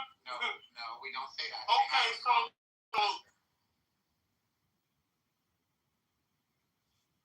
what happened then? Why do Christians think evolution is Pokemon? I'll never fucking understand this. It blows my mind. That's not how evolution. We don't fucking put a pineapple and a whale together and then they turn into a wolf or some shit. That's not what happens. There's common ancestors, right? And then there's speciation among common ancestors. For example, a wolf and a bear, right? They have a common ancestor. And aspiring out to the bear. That was similar to both of them. It's not that the wolf transforms into a bear like Pokemon. Right, but you still was saying that the reason why white people are the way they are is because of the place that they chose to be at. Yeah, as far as almost where black people would just randomly give birth to white and Asian kids, because you're saying all the DNA is already there. Yeah, and I'm saying over time, the people get genetically locked. They get their What does that mean? What does that mean to you that they're genetically locked? What does that mean? So they lose their diversity over time, and as they lose their diversity, their combinations, the amount of different ways they could change starts to slow down. So you don't at first, in the beginning, Noah, they could just have black kids, white kids, yellow kids, all kinds of different kids rapidly. Then let's say 1,000 years, those that line, they couldn't just produce anything different between black and a light-skinned person. It would be an anomaly for that to happen. So they end up producing similar kind of people. So you think on your Christian view, and aspiring out to diversity shrunk, but for fish, for example, the diversity just massively exploded into all of these different kind of fish? Yeah, in the beginning, it was because the diversity was already put in. It was easier for them to just speciate a lot faster in the beginning. As of now, it's harder for things to speciate without it dying so fast. Yeah, I mean, look, I agree with speciation too. I'm just saying, like, on your view, it just seems like bizarre. I mean, I guess you could just say God did it. I guess you could always say that. It's not bizarre. I guess you could always say that, you know. Yeah, if God front loaded, the person with, let's say, the Iron Man suit of like all the adaptive abilities, let's say, in case you're in this situation, then this will turn on. In case you're in this situation, this will turn on. No, but I know, but makes perfect sense. No, but you're saying that it turned off, like to the point where it can't come back. That's why after 400 years of black people having kids in America, they haven't had any Asian or white kids or whatever, right? Been error. And then God just like flip that switch off, or what? No, just time. So just like if I gave you a perfect car, right? The mileage or the amount of stress the car goes through, it becomes more stiff. It's not. It doesn't like. It's not as flexible as before. So the mileage that humans as a race went through, they start losing a lot of their abilities. Not because God just snapped his finger. It's just that's how the nature of degradation is. You start to lose things. But then also in other cases, we also have gotten like taller and bigger and stronger in very incremental ways. So it's just like a stock market chart where it's going up and down, up and down, up and down. Well, yeah, we start up really high, and then the stocks drop really far down, but it still goes up and down, up and down, up and down, up and down. But like, why would God create us like that? Doesn't seem strange. No, he created us perfect. It's just that he created us with the potential to actually break down. Well, that doesn't sound perfect. If I gave you a perfect car, and I said an aspiring entrepreneur decided to get the after you drive it, if you crash it, if I gave you a perfect car that has no problems, it's perfect until you crash into the wall. No, an aspiring entrepreneur decided to get the website Linda. So if a person who's driving the car has free will and they don't take care of the car, they don't put, they don't change the oil and all that stuff, then there's little, minor problems with it until it starts to lose its flexibility. It's, the alignment has to be fixed all the time. So I mean, if it sounds like it was perfect, then we would like just decay for no reason. Oh, did you just hear what he just broke down with the car? You didn't understand anything of what he just said? No, it's just a bunch of nonsense because it's like it's not. It's not perfect. Hold on. It's perfect at the start, so you have to maintain the perfectness. Regal, why are you just dropping people out? I can't stand. Hold on. Sorry, dude. My bad. I thought the two of you were having a conversation. I was like somebody else going on. He wasn't dominating that much or anything, but anyway, it's your room. But the point is that I think you're defining perfection as God tier perfection, where you think it's impossible for anything to go wrong. I'm not even saying that we would need to be like omniscient and omnipotent or any of that. I'm just saying like if we were perfect, we wouldn't just decay from just like existing. What's the difference between that and omnipotence? Being all powerful. I'm not saying we would be we're perfect in like what we can do, but I'm saying like you're saying like God made us so we're gonna like have cancer as like little babies and stuff like that. Because not saying that. Saying that is what you believe, right? Because sin entered or something, so we're not perfect anymore. Right. So sin broke things down from the perfection that he made originally. Okay, so then we're not perfect then, right? We're not perfect at the moment. We're these sin-stricken creatures. That's why like babies have cancer, and all exactly effects and stuff. Okay, so we're not perfect then. We're not perfect. The earth was made perfect in the beginning. Adam was made perfect. He sinned, and then he broke the perfection. Wait. If Adam was made perfect and Eve was made perfect, then why were they failing in their reasoning abilities? I feel like they Well, they chose. No, it's just a choice. Well, they were tricked by the serpent too, right? Well, Eve was tricked, but Eve wasn't perfect then. Well, it's still a choice. You can still choose to be tricked. Yeah. How does that make sense? Well, I mean, you have different paths of to go on. If someone says take this route, and you say, well, I'm going to trust you, then you decided to actually believe the story that the person told you. If I said I was going to give you $100 or $1, which one would you take? Well, I would take the $100 if I. Right, and then got you. Actually, $100 is a dynamite. You exploded. Huh? You stupidly, freely chose the wrong one. I did because. Okay, so should you be responsible for that because I tricked you? Well, yeah, because I trusted you. But you didn't choose to do the wrong thing. You chose to get $100. I'm the one that tricked you. I'm the one that caused the injury, right? But I'm the one that decided to have faith in you. But I know. But what I'm saying is you didn't choose to be tricked. In that case, you chose to get $100. I chose to actually believe you, and right. that's where my to be tricked. You didn't want to be tricked. You wanted $100. That's correct, but that's the risk of free will, is that you're making a choice and you're making a risk. But what I'm saying is she wasn't able to use her faculties in a perfect person, supposedly, to discern that she was going to be tricked, right? She trusted the serpent thing over God, which means she clearly had faulty intellectual faculties. Well, she actually said, God said this and that, don't even touch it. So she had the option to actually say no. Yeah, but she reasoned that the snake, right, was more believable or was more worthy of listening to than God. The right choices. It just means that you have the potential to make the perfect choice as well as the imperfect choice. So it's perfect to be able to do an imperfect thing and not reason properly? If that's free will.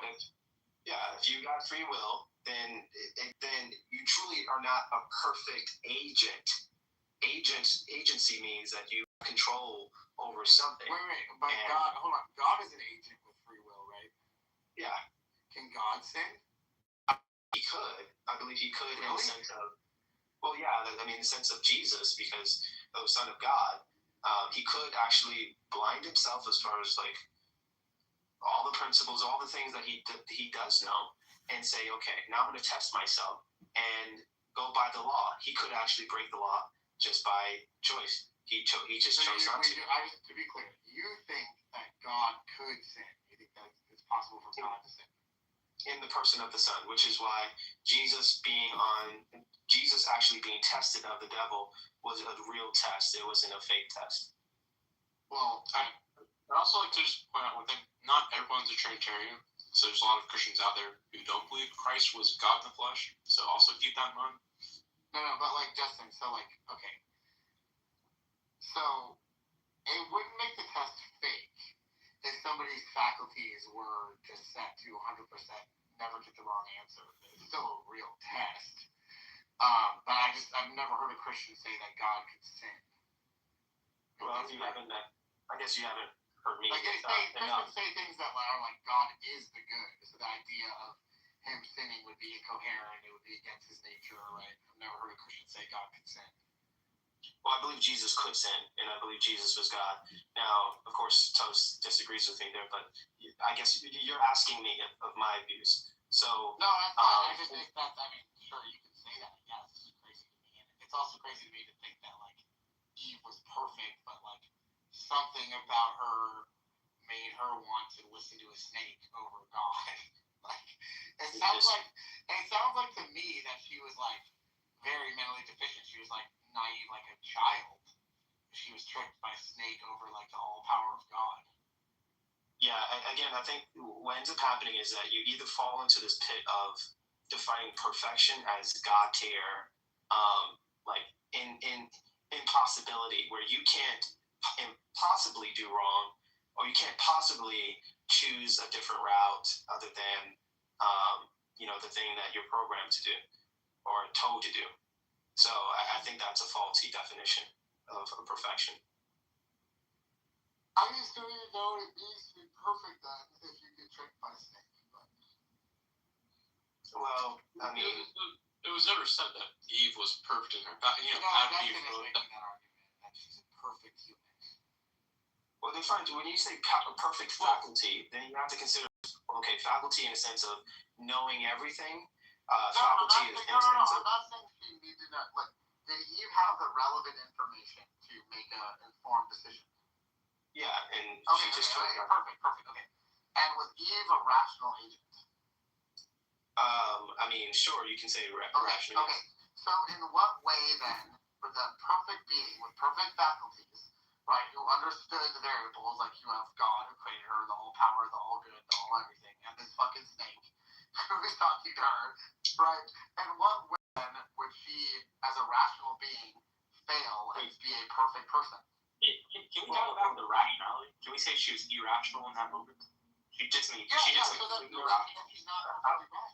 So she's like, yeah, no human is perfectly rational. It's a human quality of what it is to be human, that you are not perfectly rational at all times. Okay, so she's not perfect then. She had relevant information. She was an agent. She had free will. Yeah, I mean, she made a wrong. She knowingly made the wrong decision vis-a-vis the irrationality. Other than that, you know, she was like perfect in her like sort of like her body, her genes, her like her physical form. But she had the brain of a human, as in like, you know, you can be irrational as a human. That's what humanity is. Like, or she didn't have like blemishes on her skin, or she didn't have cancer. Well, yeah, but you know, perfect is a tough word. But you know, to say that she was like perfectly rational. Clearly not, because she did something completely irrational. That's what I'm getting at. I'm just like, yeah, I just don't see what way she's like perfect in any sense.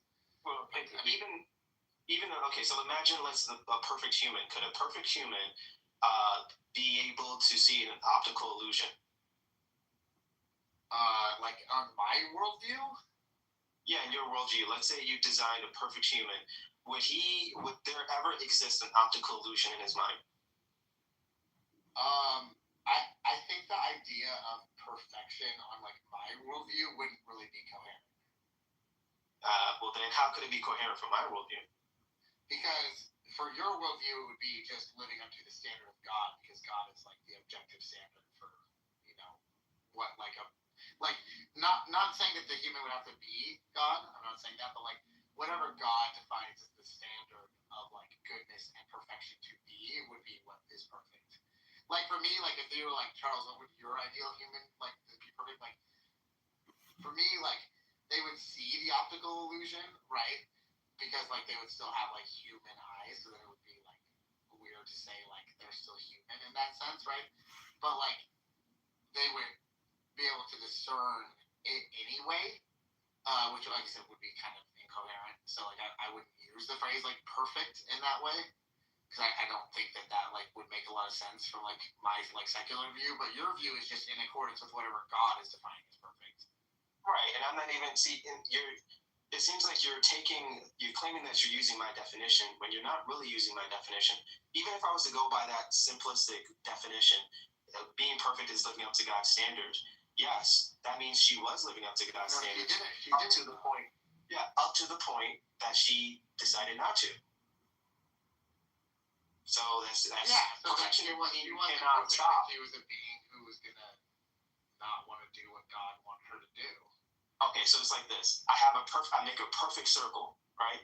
So whatever makes a perfect circle, it's perfect. Then I tear it. I rip it apart. Does it mean that because it's torn now that it was never perfect? No, but what I'm saying is like Eve, like what it would mean for God to have a perfect being is one who's going to choose the good and make a like proper discernment. And see, and that's the definition I don't go by. Because so when you're saying that Jesus is a perfect being, right? Like, but he couldn't. Right. See, and that's the thing. You're not their definition on me that I disagree with. I mean, literally, like she's the reason sin entered the world because she committed the first sin. Right. But every person in Christianity is going to say that, right? No. Of course we say that, but we're not saying that perfection means that you can never sin. It just means that you were perfect until you sinned, or up to the point you sinned. So that's perfection. You're defining that you're defining perfection to mean you can never sin.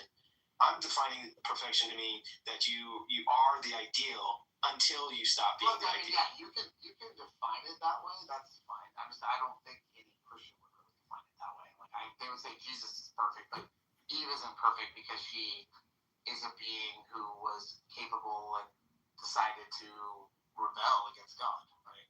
Well, we have a clear example in the Bible about at least the cherubim. It says you were perfect in thy ways until iniquity was found in thee. So that's a clear scripture of the term perfection, and then it says until iniquity was found in you.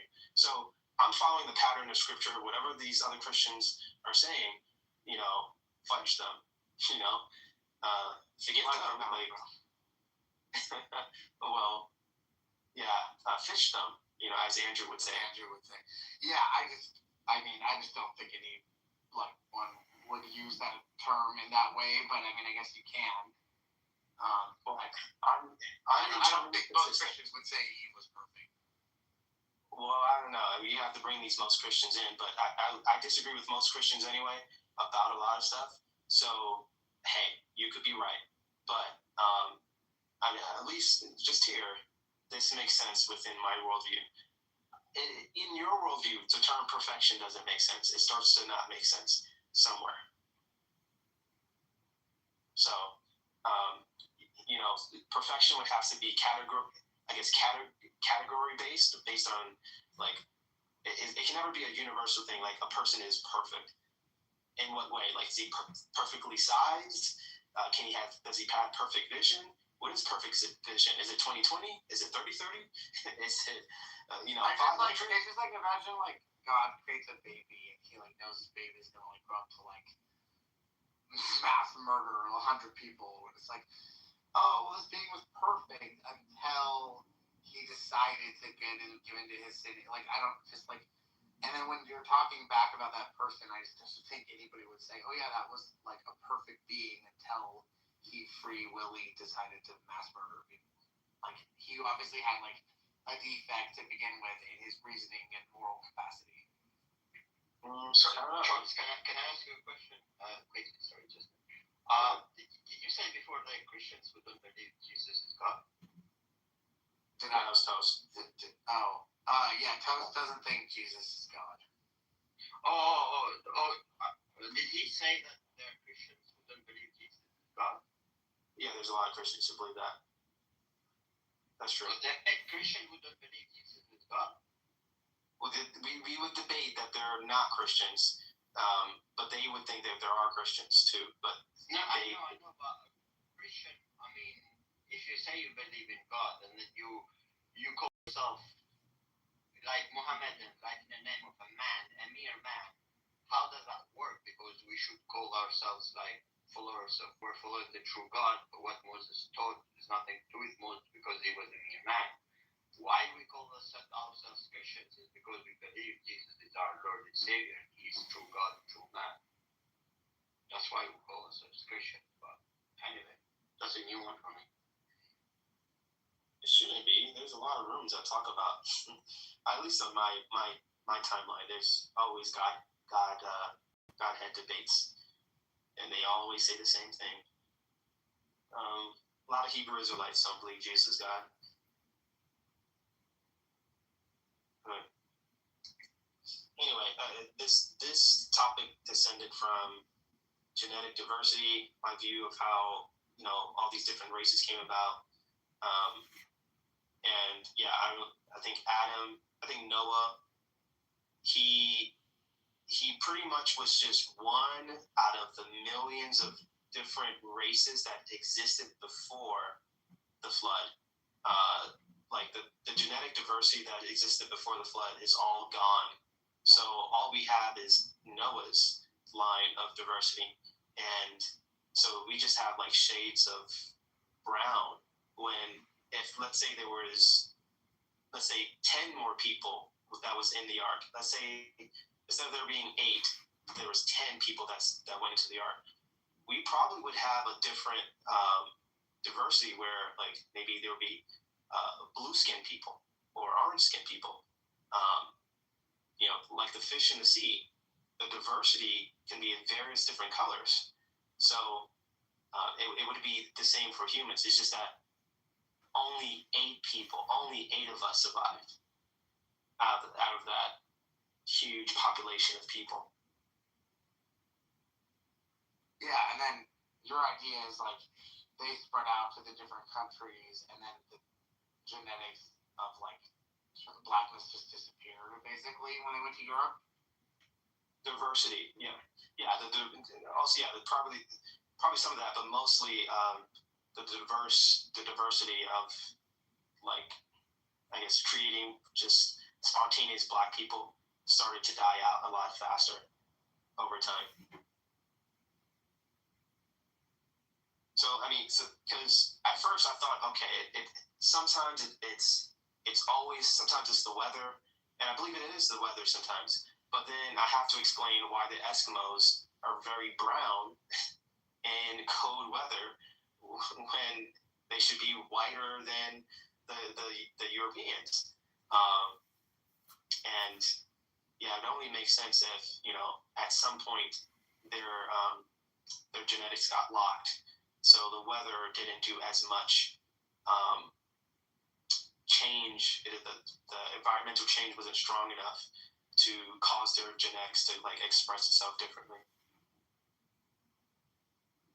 But before that, all the people around the Earth were just black, or you said you thought they were brown? No, I believe that they were. So we have to think from Noah's time, not Adam's time. So from Noah's time, it was various different colors and looks, just different shades of brown, really. But yeah, it wasn't just black or white, or it was a variation between each family of races. Eventually, it just got locked.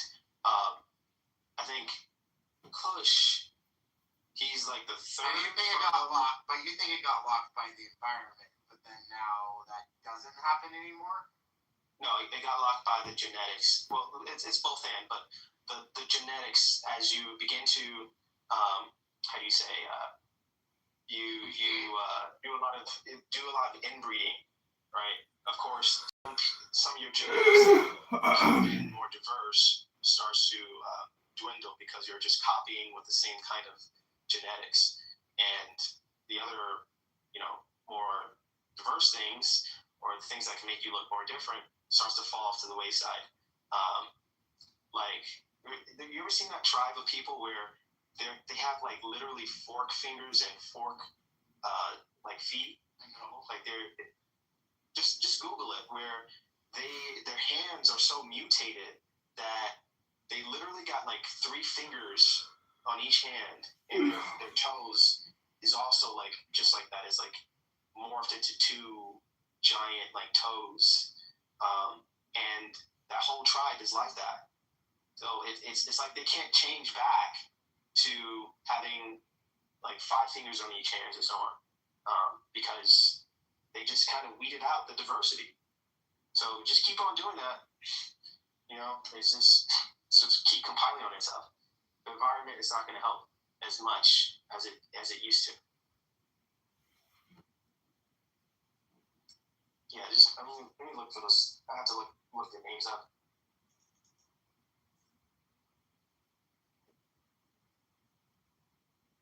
Tribe with 40 fingers. I mean, like I was saying, I guess anything's possible with God, right? So I don't really have an argument for you. It just seems a bit bizarre that it was all there, and then it disappeared from the environmental pressures, but then now environmental pressures can't change the races anymore, but we can change the races with genetic mixing. But the genetics were there, but then they aren't, and now they're there again. I don't know. I guess, like I said, God could have done it. It's real. Well, I'm saying that this is easily seen with nature.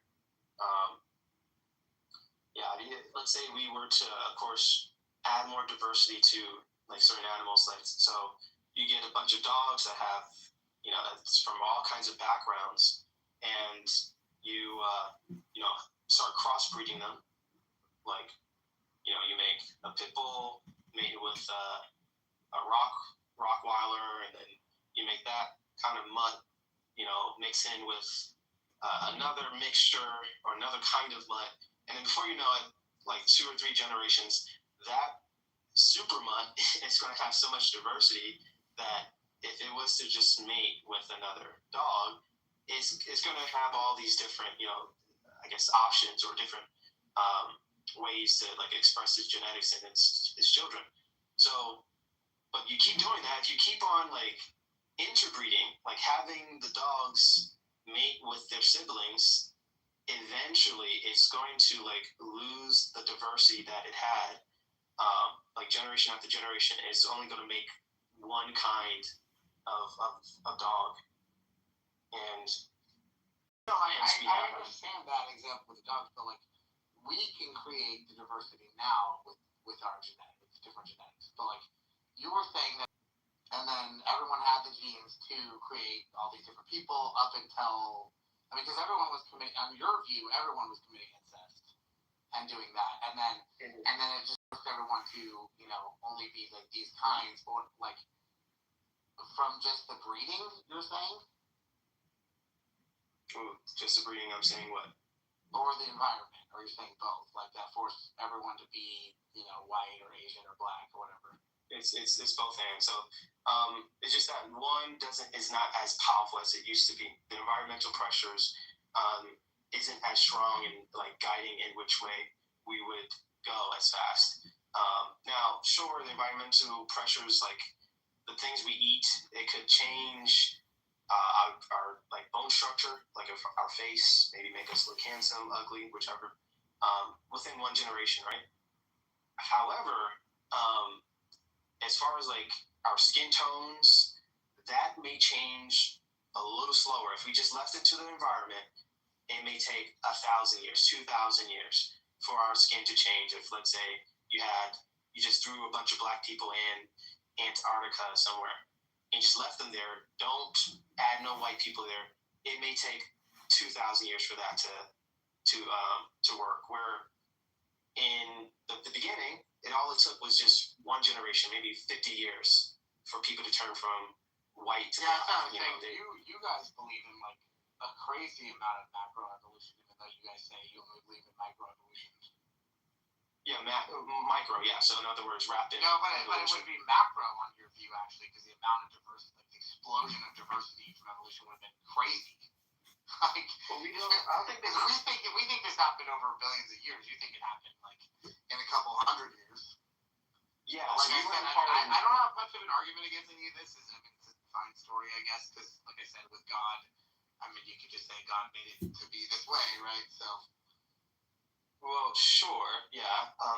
But yeah, we wouldn't use the term macro because macro assumes over long periods of time. But if you're just saying a lot of change, like for example, viruses could change very quickly. It depends on how much you think. No, usually when people say macro, they mean like the speciation, like the change in speciation over long periods of time. Yeah, you don't leave out the long periods of time. We're saying that it happens very quickly, and even within our micro speciation, we still believe it's still within the same kind. So it doesn't like turn into like an elephant or something like that. Well, we don't think animals turn into elephants either. Yeah, over time. No. You believe in common ancestry. Yeah, as a common ancestor. Yeah, it doesn't Pokemon evolve. It's not like, 2 dogs fuck and then an elephant appears in the morning. Obviously, but I'm just saying, you just put the term over millions of time, they have the same common ancestry, let's say fish or sea life, that fish, of whatever kind it was, eventually, over millions of years, into an elephant. No. Well, not that exact fish, but its descendants. No. That's not even correct either. So, you have the eukaryotes, right? And the eukaryotes turn into different, slightly more complex creatures. right? Which is an elephant is a very complex. No. It doesn't go eukaryote, fish, elephant, right? It goes Why do you think I said over millions of years? No, but it's not the fish. The fish continues to be a fish forever. That's We what know you guys that. keep not getting. No. But You're not saying that the the fish fish is a never million stops. years The fish old. never stops being a fish. They keep being fish forever. Okay. Yeah, so you're talking about its descendants. No, but I know, but its descendants never become elephants ever. That's what I'm trying to get you guys to get. So okay. So you don't think the the descendants of you were never in the sea? Your ancestors were never in the sea? Yeah, some of them were, yes. Okay, so then obviously the creatures that were in the sea, they evolved to be land creatures. Yeah, and some of them evolved to be fish. But the land, okay, so the elephant has a common ancestor, right, which is a land creature. There are different land creatures that, like, so the law of monophyla, I'm not a science guy per se, but I know, like, a little bit about it. Like, they speciate into different species, a common ancestor. So, like, for example, like I said earlier, the bear and the wolf have a common ancestor, which is a bear-wolf-like creature. Right, but they all have the common It's not a ancestor fish. in the The sea. fish didn't become a wolf, right? So wait, you think abiogenesis happened on land and also on the sea? In the sea? I don't know. I imagine most of it happened in the sea. Yeah. Okay. The Yeah, story it all started from the sea. Abiogenesis is not evolution. Okay, you think that the first cell, let's not say the first primordial soup, right? Do you think that was in the land as well? No, I imagine it was in. Well, I don't know if it would have been water, but like liquid of some kind, like a mix of different chemicals. Yeah. It all started in the sea, and then they came. I know, but the point is that they weren't fish. That's what I'm saying. Fish didn't become elephants. Well, then how's this kid being a fish? No. That's again because you have these creatures, right? That they all speciate in different ways, and then they speciate off, right? So the fish, once it speciated into a fish, through the complex creature of a fish, it kept being a fish, right? What about the walking fish? The fish have a common ancestor with a different fish, right? And then that has a common ancestor with a different aquatic-like creature, which is a different ancestor with, something going all the way back to a eukaryote. We all have a common ancestor in the eukaryote, right? Okay, so then so a fish never becomes an elephant, ever. That's only a Pokemon. Wait, okay, that's so what I'm trying to get you to see. Why do you think the evolutionists, they talk about, they show an illustration of a walking fish, a fish walking on land for the first time? Because that's a simple way to try to make third graders understand. That's not accurate. Understand why? That the sea creatures, the fish, walked on land and eventually became land creatures. No, the amphibian creature, right, diversified into some of them into land creatures, some of them diversified into fish. Okay, so you see, they have a common ancestor. So right, you and I and the elephant and the strawberry and the pineapple and fucking the earthworm, right? We all have a common ancestor to go all the way back, right? Which is the eukaryote. But okay, so we just say Pokemon from eukaryote mode. From the point of a eukaryote, we just throw the Pokemon evolution from the eukaryote to an elephant, and that will make it. What I'm trying to get you to understand is once it speciates, right? The law of monophyla, it remains that thing, right? We know that. We don't have to keep explaining that. Okay. So I just need you to understand that a fish will never be an elephant ever. Literally ever. Of course, because it dies within a couple of just years. No, its ancestors won't be elephants either. Ancestors are before it. You mean its descendants? All right, descendants. Yeah, its descendants. So then, why don't you just do anything else? No, they do. They evolve into fish. And they don't evolve into anything beyond fish. They evolve into fish. So then, okay. So eukaryotes should not evolve into anything beyond eukaryotes. Yeah, you and I. Elephant came from an elephant-like creature. I don't know what else, probably horses or whatever. there was probably an elephant horse-like thing, right, before, right, that speciated off into horses and into the elephants. The way the eukaryote speciated off into different things. Okay. Into like so there was like mammal-like creatures, things like that. Okay, it sounds like it sounds like I'm talking you into the way a Christian, a young earth Christian would talk about. Because you don't understand how it works. You just said the fish will not speciate into anything beyond a fish. It will be a fish, yeah. Yeah, but then the amphibians, where do you think the amphibians came from? They were in fish? No, they came from some other aquatic-like creature. But not a fish, specifically a fish, category fish that we have.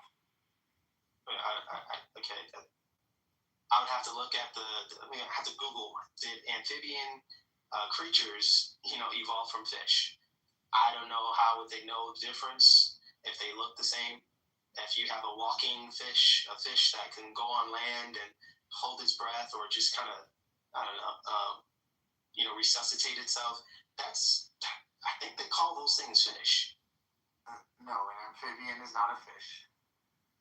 No, okay. Let me look it up. I'm gonna see if they call those things walking fish. I mean, yeah, they might say that like shorthand to like help people understand, right? Well, then I have to ask. The same way the bear, like when I give the example, when I say the bear wolf-like creature, right? I'm sure they have a name for that, right? But I'm saying, so that creature speciated off into bears and wolves.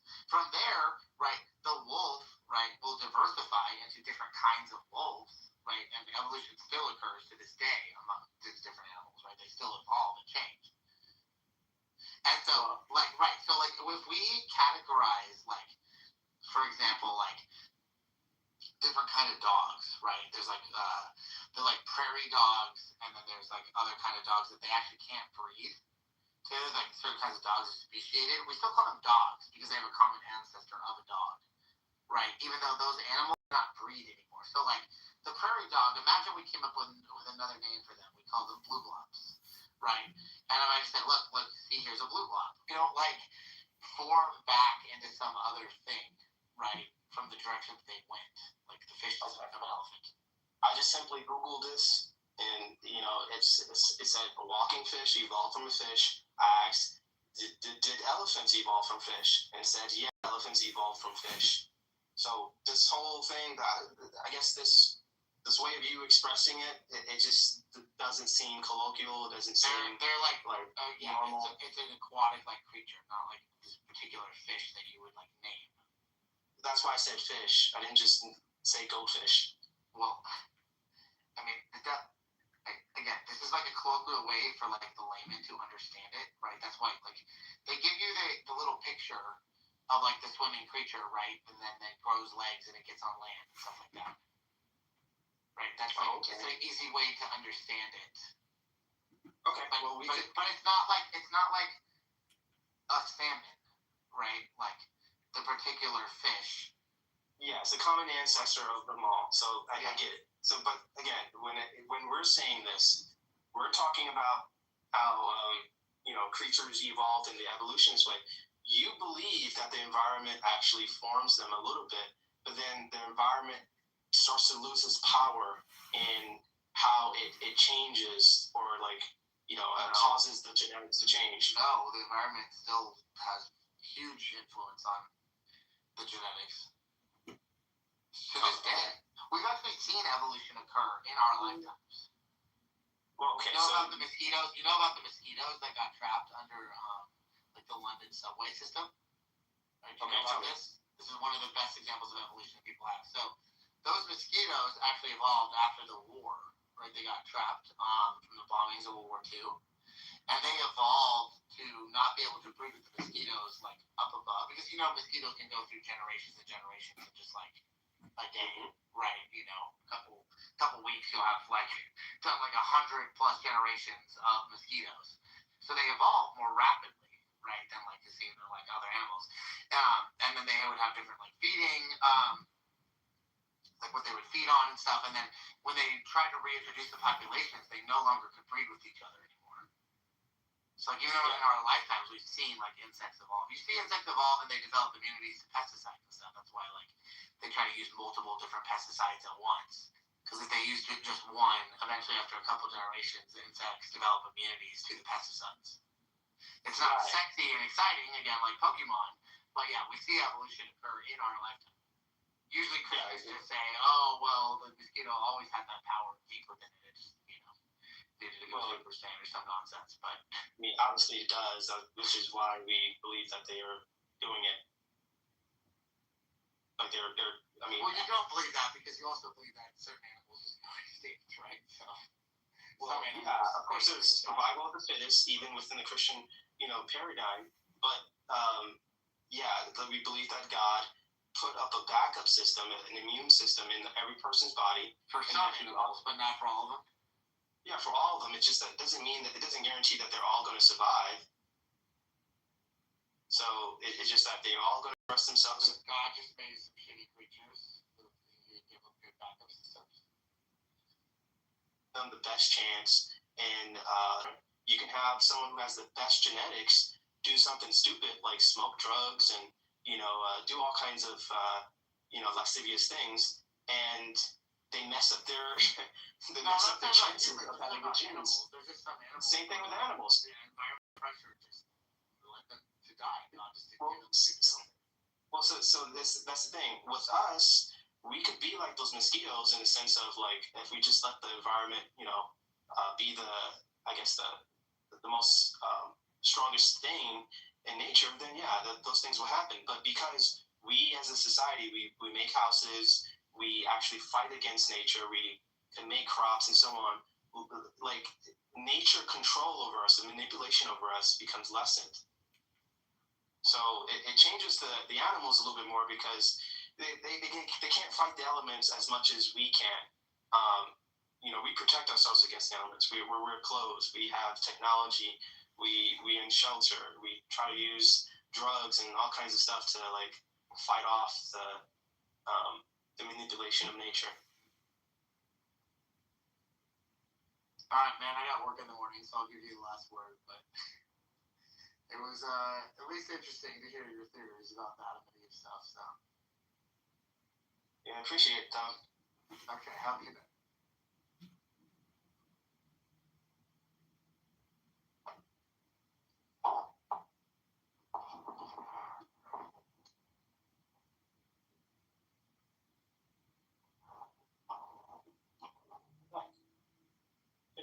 Take that away. Open the door, please.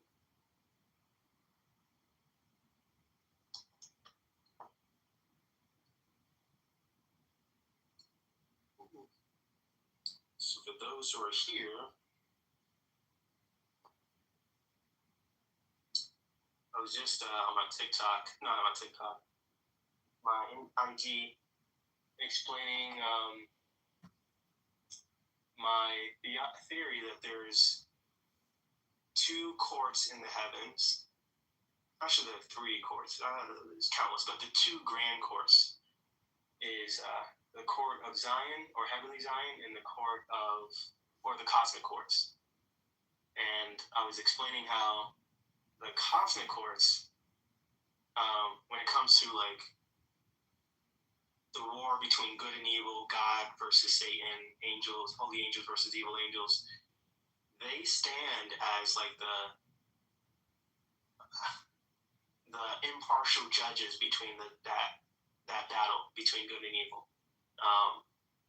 They look at the evidence between both sides. They enforce the rules of engagement, the rules of law, the rules of war between each person, especially here on Earth. And this is the reason why, like, you can't just, like, things don't just happen willy-nilly. Like, you don't just see evil angels just coming and just creating total destruction on Earth whenever they lose or have, like,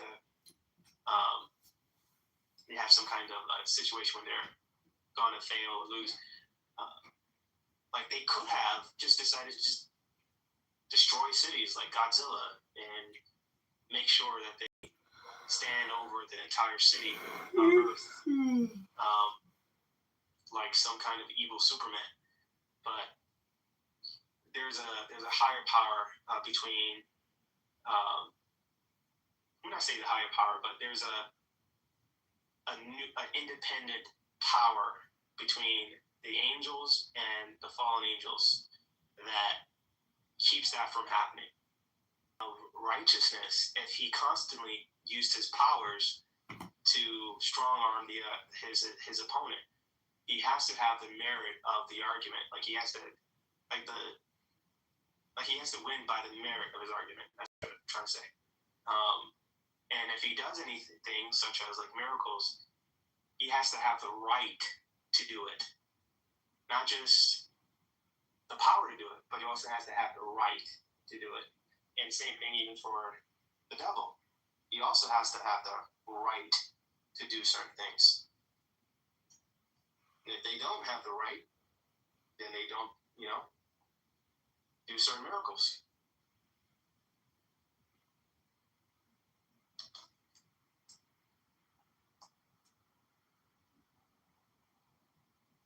So what do you guys think of that? If you guys are here.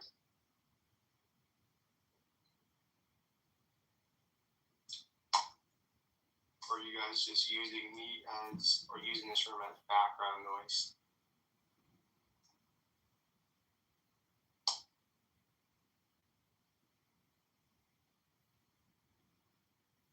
Is everyone asleep?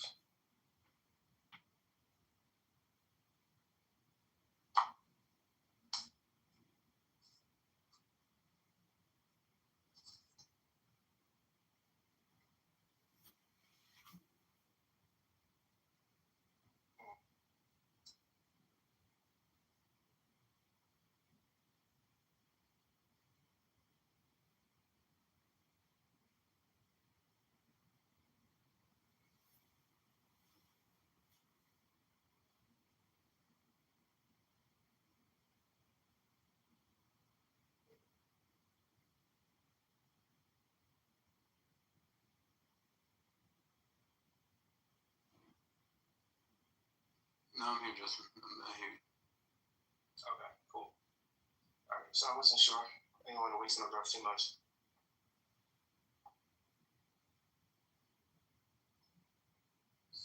Yeah, so I was pausing. Can you tell me? I mean, I can't talk too much, but can you tell me like what's your view of the early church fathers? Like, what does their word mean to you? So for the most part, their word is historical legitimacy, in a sense where a good chunk of the things that we claim happened did happen. So as far as like persecution, as far as did transpire, they would be the best at knowing if we're going to make a bet on what happened, they would be the best at knowing. Now, because we don't have anyone else, they're at least more trustworthy than secular. Like anyone who wants to build something in this. Yeah, absolutely. So what we're doing is looking internally and externally and doing a listening tour with those that want to invest in the city, and then internally take in every way. So a look at what the I still will scrutinize and consider their view up against the previous statements in the Bible. So if a church father, I think a lot of church fathers, they kind of sound like they make it seem like martyrship was the key to salvation. And they spoke so bluntly about it, and it makes sense because they were going through it a lot. So it makes sense they would talk that way.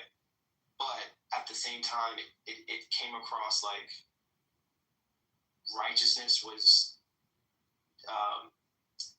or salvation was wrought by dying.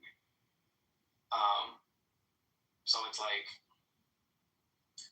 sort of like how Muslims, when they commit like these suicide bombings, even though they could live like a heathen, it seems like just killing yourselves or like being a martyr would be enough for Christ to say, okay, you're one of our people, you're good. So I did have some kind of reservation against that idea, and it seemed like they did kind of, in that sense, they did kind of believe in works-based righteousness.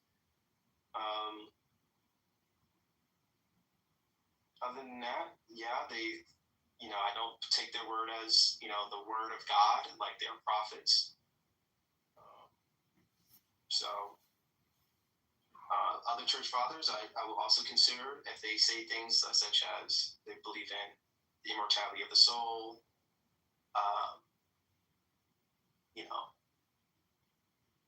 certain kind of views of hell, of course, Sunday sacredness, then of course I would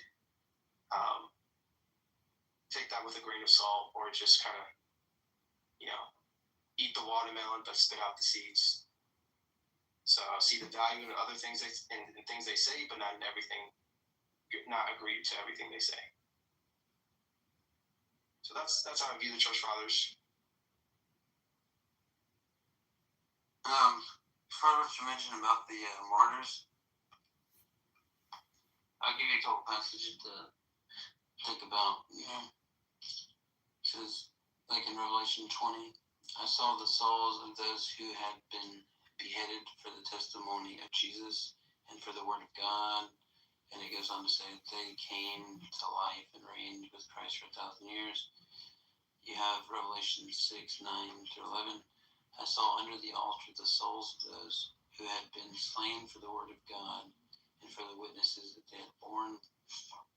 And then Revelation 2, be faithful unto death, and I will give you the crown of life. Revelation 3:21, the one who conquers, I will grant him to sit on my throne. And then Revelation 7 talks about these are the ones coming out of the great tribulation. But yeah, I think that most of those are all, or really all of them, but specifically a few of those are talking about, the martyrs and stuff. Yeah, except, when it comes to those terms, I think in some sense it speaks of us collectively as though we're all going through the same kind of martyrdom, because clearly, like, not everyone was beheaded.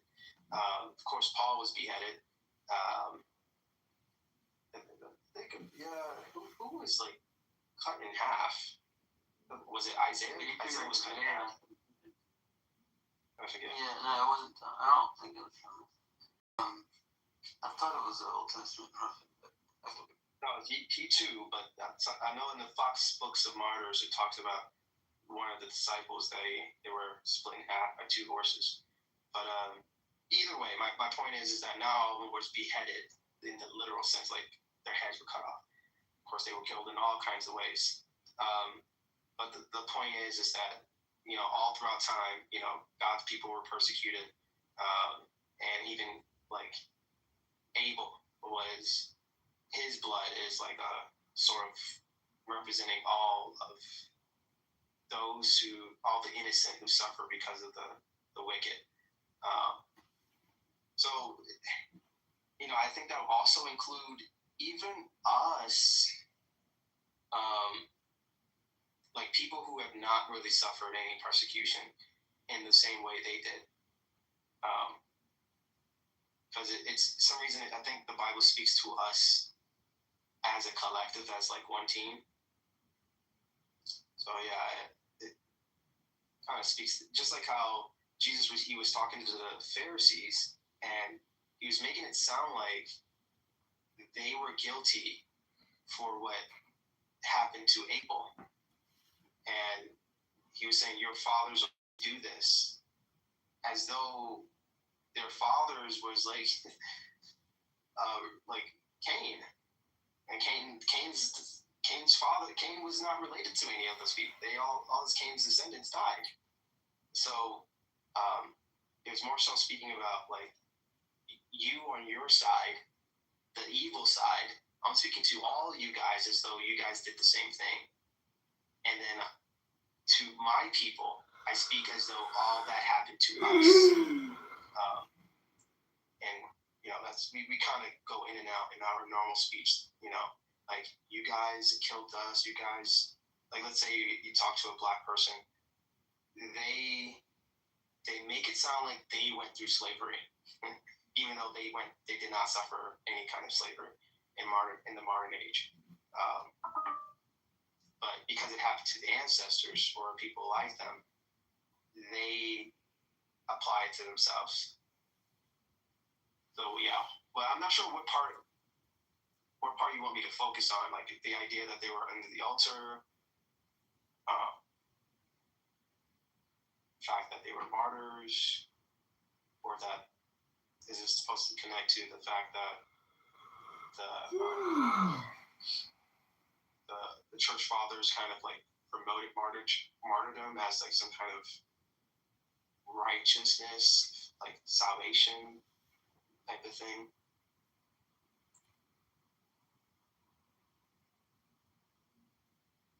Yeah. So, just because you brought up the martyr, and you said that you didn't really care for how they talked about martyrdom, and I'm just saying, there's like what